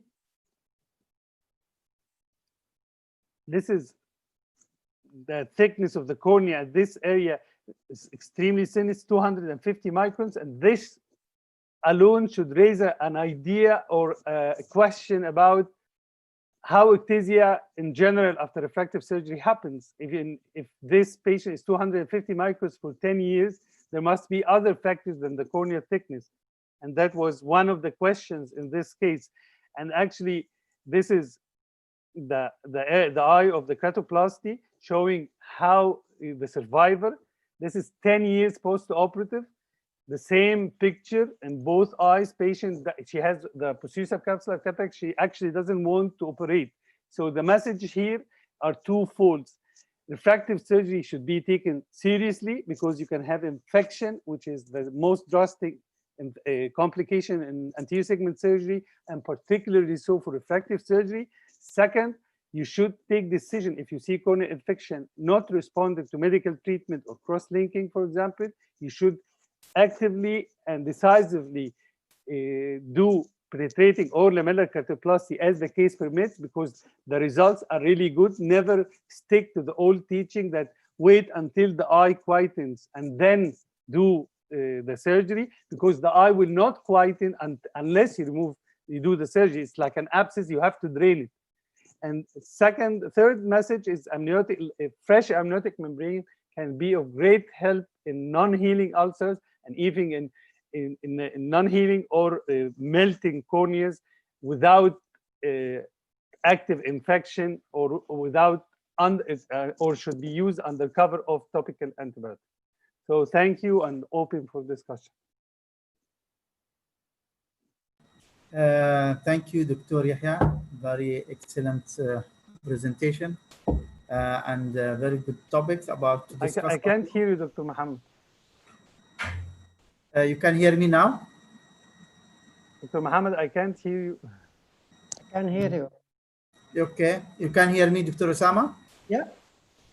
Okay, Yahya, you can hear me now? Dr. Yahya? Okay, so maybe Yahya is having a problem to listen to me. No, now I can hear you. Okay, so the problem was from your side. You see, you are... Okay, anyway, thank you, Yahya. It's very nice and excellent management for certain cases, and also a good message that laser is not a joke. It can be, we can have also a complication, and we need to deal in a proper way. If there is any comment from any of the guest speaker here, Dr. Bruce or Dr. Osama. Prevention atypical mycobacteria is very rare now, since we're using 4th generation quinolone as post-operative straight away. The atypical mycobacteria infections becomes very rare. Really. Yes, but the idea is not the organism. No, but the idea, whatever the organism is, it doesn't matter. If you have a situation not resolving, you will manage in this way. Yeah, definitely. But it's really a typical mycobacteria. It was very difficult to treat, okay? I think the prevention is very crucial, especially with laser surgery. You don't want someone to get a bad infection where you will have cause more problems. So prevention also very crucial. I think corneal crosslink is a very good idea before consider corneal graft as an option with amniotic membrane. If it's But in this case, corneal cross-linking would not be useful. But I agree with you. My protocol is medical treatment, not seeing proper improvement, cross-linking. If not, the decision of keratoplasty should be taken aggressively. Yeah. Any comment from Dr. Bruce Allen? So just that it's, Yahya, I mean, great management, really good, but I would disagree with you about refractive surgery being dangerous. We haven't seen infection in laser refractive surgery. It's really unusual now in the era of 4th generation fluoroquinolone prophylaxis. And also, we don't see atypical mycobacteria anymore because we don't use rapid sterilization anymore. We've identified where that problem came from in LASIK. And so I don't think that's being used very widely at all anymore. We don't use it at all in the UK anymore. So I think it would be wrong to send the participants away with the impression that refractive surgery is a common cause of corneal infection in 2020. I think things have really moved on. The old figure from ASCRS about 10 years ago was 1 in 3,000. I'm really confident that it's much lower than that now. We rarely see a case. When we do see a case of infection, sure, manage it medically if we can, identify the organism, appropriate antimicrobial therapy, and then if you need to, then you can go to surgery. And I think some of the points you made there, interrupted sutures, very important, you know, all those kind of things. I did notice that you didn't excise the whole of the area of the abscess, and I was going to ask you about that. Are you not worried about recurrence of infection in the wound edge if you don't do that? Actually, normally, unless it is in the periphery, it is very melt. I am okay if leaving even part of the infection, and usually it goes well. But this was not active infection at that time. It was more of reaction and melting of the cornea in the center. I removed all the melted places where I cannot take a suture, and I left the rest, which you have seen had resolved. But coming back, I'm not telling people that refractive surgery is dangerous. I do a lot of LASIK, but the message is they have to be careful. And as regards, it's not common. No, in our parts of the world, in Egypt, for example, I see at least during every year, at least I do 2 to 3 cases of hot keratoplasty for post-LASIK infection, and I see at least 10 cases, for example, or 10 to 15 cases, and I am only one person. So it is an issue that should be addressed. It is not something from the past. It is unfortunately in 2020. What antibiotic do you use post-operative there in Egypt? No, we have the fourth. Also, if you look to the newer literature, even with the 4th generation quinolones, it gives you fluoroquinolones. It gives you a false sense of security. We use 4th generation of quinolone. Almost everybody is using this as routine post-operative. But if you look in the new literature, recent literature, it shows that you have now resistance to 4th generation fluoroquinolones. So we don't take it, you should not take it as a granted in response to the rules of disinfection intraoperatively. I don't know, I've seen in the States in different areas, they work with the normal coat, with the shoes going into the room of the LASIK, but here we don't do it like that for fear of an infection. And if you, as regards the flash autoclaving, the paper was published 2019 about evaluating is flash autoclaving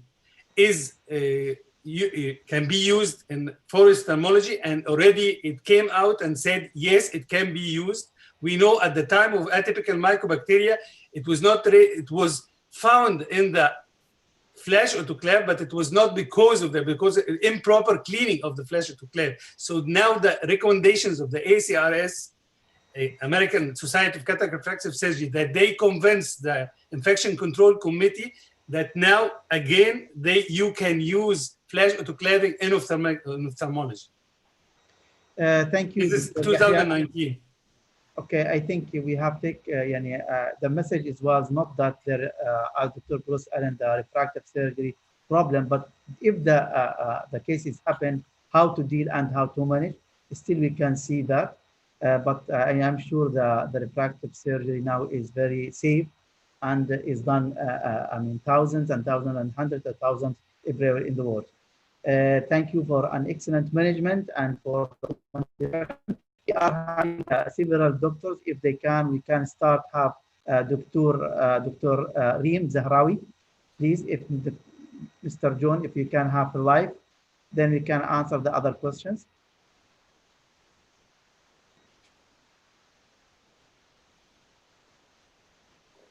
Yes, please. Can you unmute them if they are ready?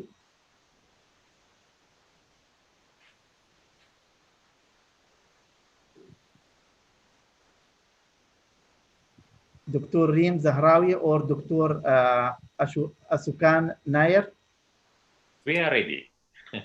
If they are not there, so we can go to have another presentation, but we need fast presentation because we already unfortunately exceed the time. So from Dr. Yuri, maybe one small case, one presentation, and Dr. Ahmed, one small presentation. then we can have 5 minutes to 10 minutes to answer the question, and that's it. Please. Okay. Mr. John, if anytime anyone ready, we can stop and get them live to ask the question. Anytime. They can interrupt us. No problem. Okay, go ahead, Dr. Yuri, please. Okay, thank you.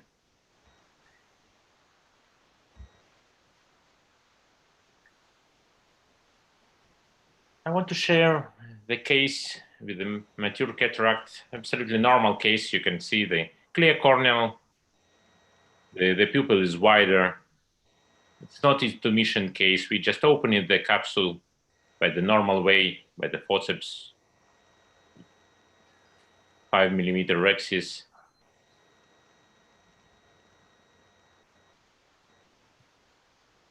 Just manipulate the hydrodissection, immobilize the nucleus, take a rotation, and try to perform the quick chop, which is a very safe procedure, very far from the posterior capsule. Separate the pieces from the bridges and try to move with the piece to the pupillary area just in front of the iris to aspirate the material. And it was absolutely unpredictable from the surgeon side. You can see, oops. And now we have two pieces. One piece, look again, one piece in the capsular bag and the one piece in the anterior vitreous. And my question for the panelists, so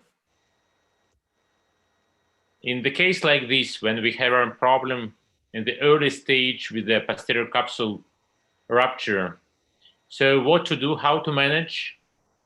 There are a lot of points of discussion, and of course, I'm asking by myself many times, I'm looking this video 100 times, I can't recognize the problem, why it happened. So this is a lot of points of discussion. Dr. Mohammed? Yes, Dr. Yuri, we can have the opinion of Dr. Bruce or Yahya or Dr. Ahmed comment about this one or answer the question. So later on, I'll show how to solve the problem, but first we should discuss the problem. Yuri, I just, it's not exactly this situation, but it's possible that this was the problem. But occasionally you see a rupture of the posterior capsule in the hydrodissection. It happens, the reported rate is about 1 in 350 cases. And then there's really nothing you can do. The nucleus is going to drop back. And it's possible you had that here. And then, I hate to say this in front of the panel a second time, but just tidy up the front of the eye and then call your vitreoretinal colleagues is what we would do in London. But you may just be able to go ahead and do the posterior segment work yourself. I'm not sure. So you mean that it was the capsular block during the hydrodissection and yes. It was posterior capsule rupture at the early stage? Possibly. It's something that happens that we really can't protect from in cataract surgery. I don't know anybody who does enough cataract surgery who never has this complication. But you recognize it straight away because the nucleus drops back at an early stage, often completely intact as soon as you start phacoing. Okay, and it means that it's very important during the hydrodissection to push the material a little bit down, that the BSS should be pass away from behind the lens material to avoid the capsular block. So my private theory about this is that it can occur even without capsule block, that if you have any kind of pre-existing weakness in the capsule, and I'll give you a common example now that's relevant to 2020, and that's many patients have had intravitreal injections for macular disease. And we now know there's quite a strong association between that and capsule events in cataract surgery. I think that sometimes the capsule has a weakness, and whatever you do in hydrodissection, you can be in trouble. But You're quite right. Avoiding capsule block is a good thing, you know. Thank you, Bruce. So let me. Yahya, if you hear, yes, Yahya. We can't hear you, Yahya. Unfortunately, Yahya. Okay, we can move the video, and we will discuss finally, Dr. Mohammed. Dr. Ahmed, if you want to have a comment. I think maybe you had a posterior polar cataract and you see it at this stage. So it can be a reason if you don't see the patient beforehand many years ago, there's a small chance to have something like that. Absolutely. And also I had a patient in my hospital, we have the Ozurdex inside of the lens. And I try, and I tried to operate him, and at the just beginning of the surgery, the posterior capsule is opened like this. So the Ozurdex is now in the vitreous and did the job. Just one more, I agree with Dr. Bruce. This is most probably during hydrosection, and that's why my recommendation to avoid this, I never do hydrodissection. I don't recommend hydrodissection in intumescent cataract or mature cataract. Intumescent cataract, because in both cases, hard and intumescent, you don't see the wave of hydrodissection. Yeah. So you're not sure that you deliver it on the other way.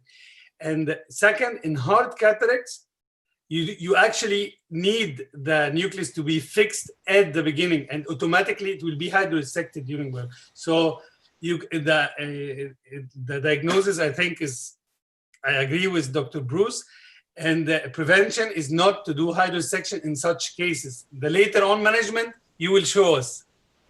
Okay, so because PAL technique is an option. Especially for the case of mature cataract, where the cortex are very easy to separate from the capsule. But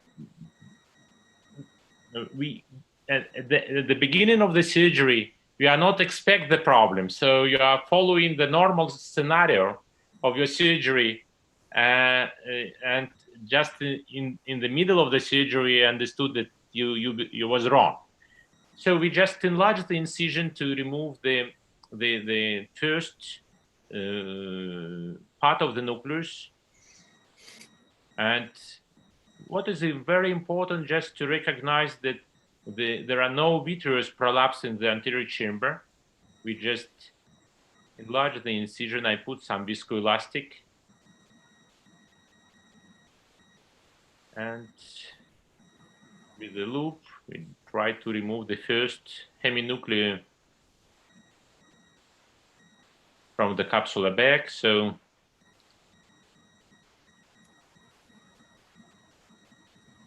try to avoid the anterior chamber collapse due to the viscoelastic without irrigation.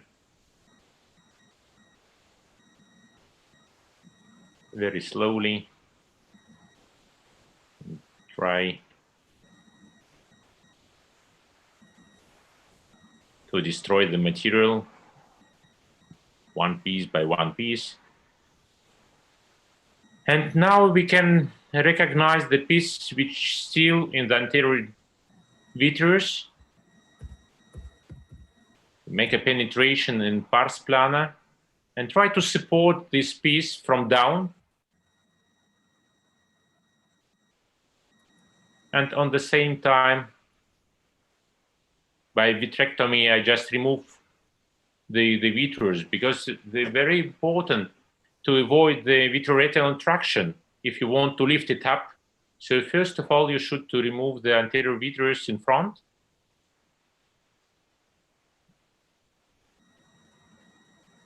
It's not easy.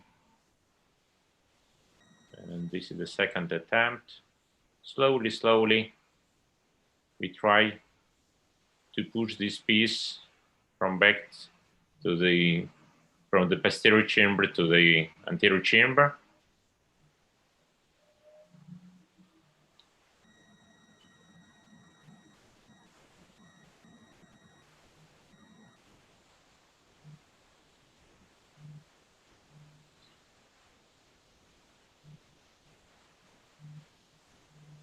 Okay.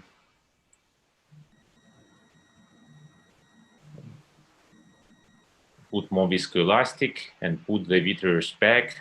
And with the same technique, with the loop, we just remove the nucleus completely, and we have an intact anterior capsule. And it's a next step. Just at the end of the surgery, we just put the lens behind the iris.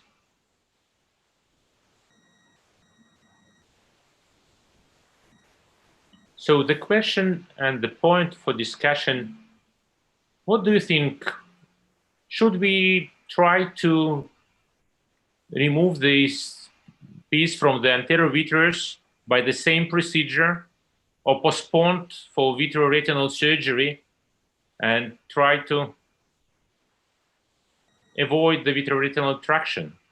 So what do you can I have one question, fast question, Dr. Yuri? How far you do the sclerotomy from the limbal area? It's just 3 millimeters from the limbus. Okay, and you go behind the posterior capsule. Right. So you try to go behind the fragment and lift it up very, very slowly. Push the material from down to the cornea plane. Okay. Can we have only, so because we are running behind the time, so we need only a very short comment, if there is any comment, just a very simple, not long, if possible. So if I will start with Alan. In case of when you have a problem with the nuclear drop, first of all, every surgeon are shocked at that moment. So you should to first pause and relax. It happened, already happened. And you should to plan approach, how to manage the case. So first we should to lower the bottle and don't pull back the phaco if the vitreous inside. So you can also use the reflux to push the vitreous out, and try to first put the dispersive viscoelastic to protect the capsular defect and control the vitreous and remove the vitreous from the phaco tube. So try also to avoid the traction. Never use the phaco probe to shade the lens material from the vitreous. Also, it's not good idea try to use the irrigation to lift it up. So because they elevate the lens material causes the retinal break. So the patient with the cataract not expected vitreal detachment, and it's very, very important. So the goal of this stage to do the anterior vitrectomy and minimize the intraoperative and postoperative vitreoretinal traction. If you have a chance to lift this material out, because it is in the anterior vitreous, you can try. But if it's going down to the middle or posterior vitreous, forget about the piece and try to move for the next day for the vitreoretinal surgery.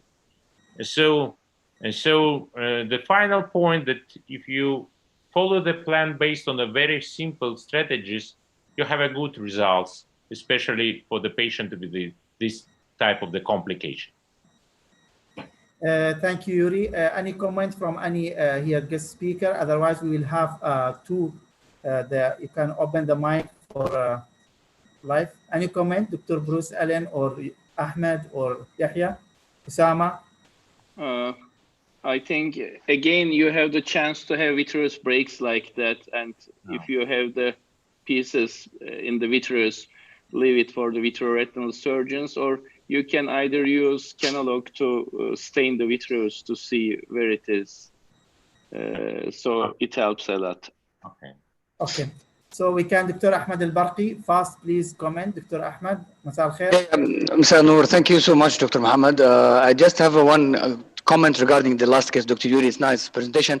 I just want to do something. One of the causes that cause this rupture in the posterior capsule, another reason other than rupture of the capsule during our dissection, sometimes, you know, in hard cataract, the nucleus itself, it's sharp, and if it moves anonymously inside the bag, the sharp edge of the nuclear itself, sometimes I've seen that it cut the edge. So it's a better advice to put some viscoat once you make the gutter to avoid this friction between the sharp nucleus and the posterior capsule if it moves with the fluidics of the phaco.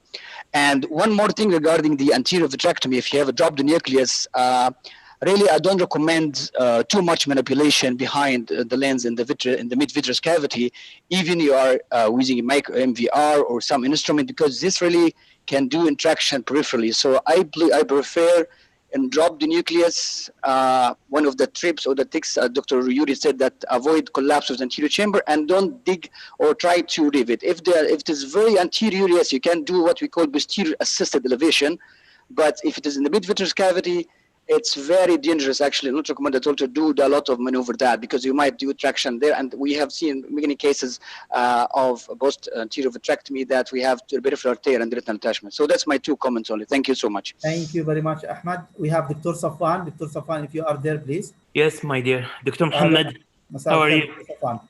Salkhair, Dr. Muhammad, and thanks for Dr. Muhammad to give me this chance. I just need to add the comment to Dr. Ahmed that fishing in the anterior and the mid-vitreous, definitely it's carry a lot of problems related to the peripheral retina, because we are just fishing blindly. But just related to the rupture of the posterior capsule, I think that Dr. Bruce and Dr. Yahya, he mentioned a lot, but for me, I'm not doing a hydrodissection for, as Yahya said, for a hard cataract. So I'm starting with the chop and stop, and then divide the nucleus, and then doing the hydrodissection to see. And as Ahmed said, it's very sharp, and the possibility of the rupture will be high when we have a hard cataract. So rotating this nucleus gently, it might prevent, but anyway, it happens. So once happens and the piece pass in, I will stop. Vitreoretinal here, why I'm stopping and shifting to the vitreoretinal? Because whatever I will be able to remove these pieces, small pieces will be there. And the more the viscoelastic that I will push, the more that I will have complication post-op. So anyway, using a lot of viscoelastic just to push, or going to fishing it from the pars plana in to remove these pieces up, it carry a lot of problems and leave a lot of particles of these lens matter inside. So I will leave it for the vitreoretinal. He will do it and better than me. Thank you very much, Dr. Thank you, Dr. Safwan. Yes, Dr. Yahya. There was a Dr. Safwan, how are you? Dr. Safwan and Dr. Ahmed have said a statement that I will beg to differ. Yes. This statement that they said that hard cataract, the hard nucleus, is sharp and it can open the posterior capsule. This is, in my opinion, not true. And it has been shown very long time ago by David Appel, that showed how even he put like small stones in the capsule and showed how resistant this was to tearing. And I don't recall that I have ever seen the posterior capsule opened because of a hard nucleus.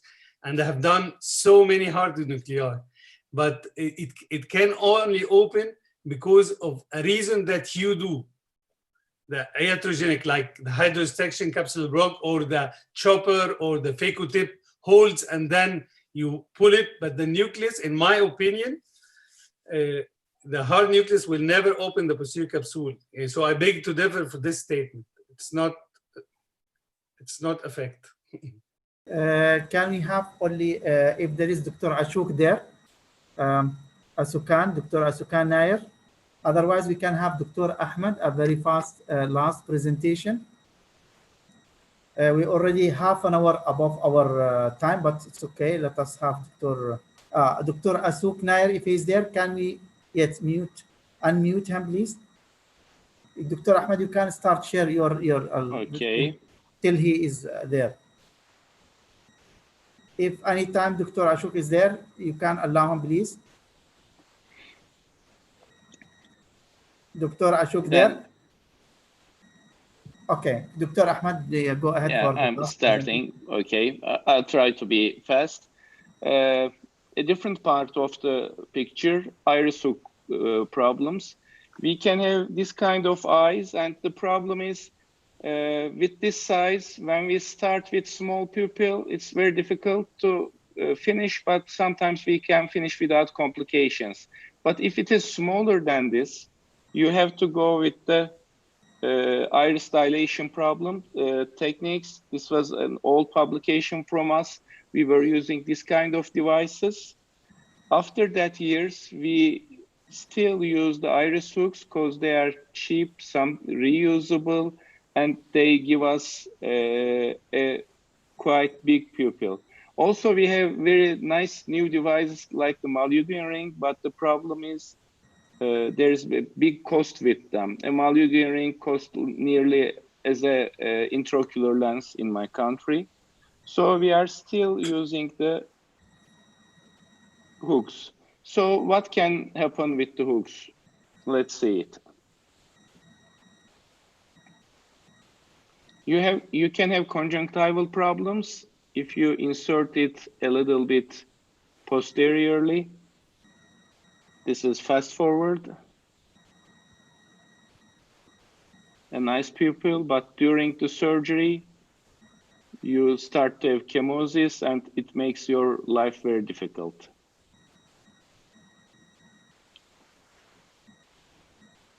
And it's very difficult to get rid of this chemosis. It stays there for 1 or 2 days. Also, when you go too much posteriorly, you can have a lot of hemorrhage. That can also prevent your good quality surgery.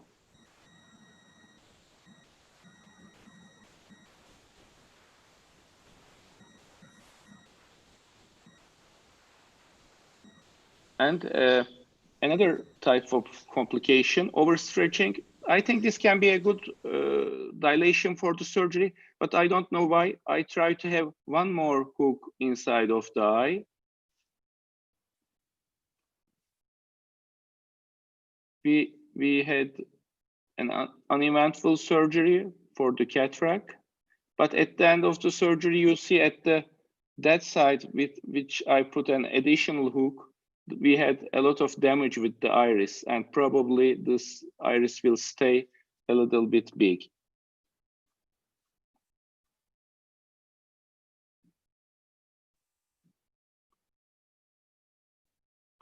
And this is one of the worst. This can happen. Let's see. If you don't have enough viscoelastic, you are cursing yourself. You see, you had the capsule catched by the hook, and you have a anterior capsule tear there. Once you have it, you will all the time have more viscoelastic under the iris when you are putting inside iris hooks. And it's a difficult situation because you have 2 tears going on both sides, and it's very difficult to make this incision better and make a capsular excess. So in this case, we result a posterior capsular tear, but fortunately we managed not to have the nucleus in the vitreous. So just few tips. Posterior insertion causes conjunctival problems. Anterior insertion causes shallowing of anterior chamber. You must be inserting them just parallel to the iris at the level of conjunctiva, just at the corneal junction. And they must be like this. If you put them too posteriorly, you can have the problems. So do not overstretch, give viscoelastic under the iris. Do not use them if the anterior edge of the hook is damaged. Try to put 1 under incision or 2 at both sides. So like this one can be a good idea to putting 1 of them to the under the incision to prevent iris prolapse, as our previous cases, or you can put them on both sides of the incision, so you don't have iris at the incision side, or a single one is good for the iris And I think we'll be finishing. I hope this COVID nightmare is over, and one day I can see all of you in this nice country of mine. Thank you. Thank you. Thank you very much. Looking forward. Yeah, we are all looking forward. Everybody waiting for all of you.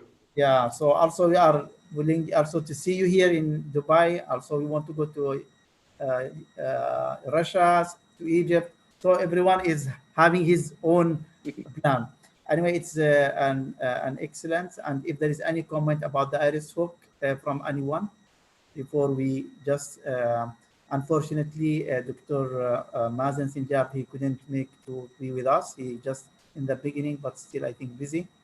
So unfortunately, we cannot have him today, maybe in the future. So any comment about the iris hook or any? Just a small comment, Dr. Mohammed. Yes. Because the straight design of the iris hooks, if you are positioning by the normal way, shallow in the anterior chamber, and your manipulation are closer to the cornea plane. It's very easy to modify the design of the hooks intraoperatively, just to curve a little bit at 3 millimeters from the end, and try to change the profile of the hooks to make the anterior chamber deeper, with the same effect of the pupil dilatation, but without shallowing the anterior chamber. This is the comment. Dr. Yahya, if you have any comment, Usama, Dr. Bruce Allen, anyone comment? I don't like any iris hook. Yes. Me too. Yeah, nobody like, but if you are in a way that you need, what you will do? What do you prefer, Dr. Yahya? No, I don't use any, but I have a lot of opposition from this, but because I use vertical chopping always in all types of cases, so vertical chopping usually makes you work even in the small pupil. It doesn't really make a difference because you see what you're doing, and you can push during working. You can push the iris to see if you, even during the capsular access. But of course, this needs some experience, and iris hooks, of course, can be are valuable in certain situations. But I like the idea of Yuri to modify because this one is, and having it straight is one of the drawbacks of this iris hooks. It's a good idea, Yuri. Okay, Bruce Allen, any things about hooks? Osama? So I just have a final comment that really, I'm afraid, is going to speak against you. Yeah, here is that what we always teach at Moorfields is that if you think about putting a suture in, or if you think about using iris hooks, then you should do it. If you think about it, you should do it. It means you've got enough of a problem there to deal with it. And the other thing that I wanted to say, because I wasn't sure I was going to get another chance because we were winding up, is what a pleasure it's been to share the panel with some old friends like Osama and some new friends from Russia, with a beautiful bookcase behind you, Yuri, from Egypt and from Turkey as well. Thank you so much. It's our pleasure. And the pleasure is thank you. Thank you very much, Dr. Bruce Allen, for being with us. Also, it's our honor and pleasure. Dr. Yuri, thanks a lot. Dr. Yahya, Dr. Ahmed, all of them. Thank you for the invitation. Shukran, Dr. Mohammed. Dr. Osama, also, thanks a lot. Thank you very much.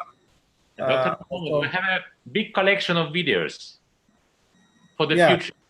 For the future, yes. So thank you a lot for need that. To go there to watch it, Dan Mohammed. Yeah, you see, tomorrow I will be enjoying watching, because now I was, thinking about the question and how can we manage the time.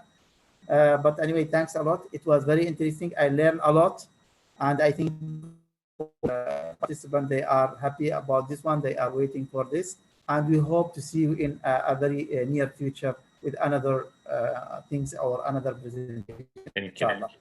Thank you. Thank you. And goodbye. Thank you very much. Have a nice day. Thanks a lot. Nice meeting. Thank you very much. Thank you. Shukran.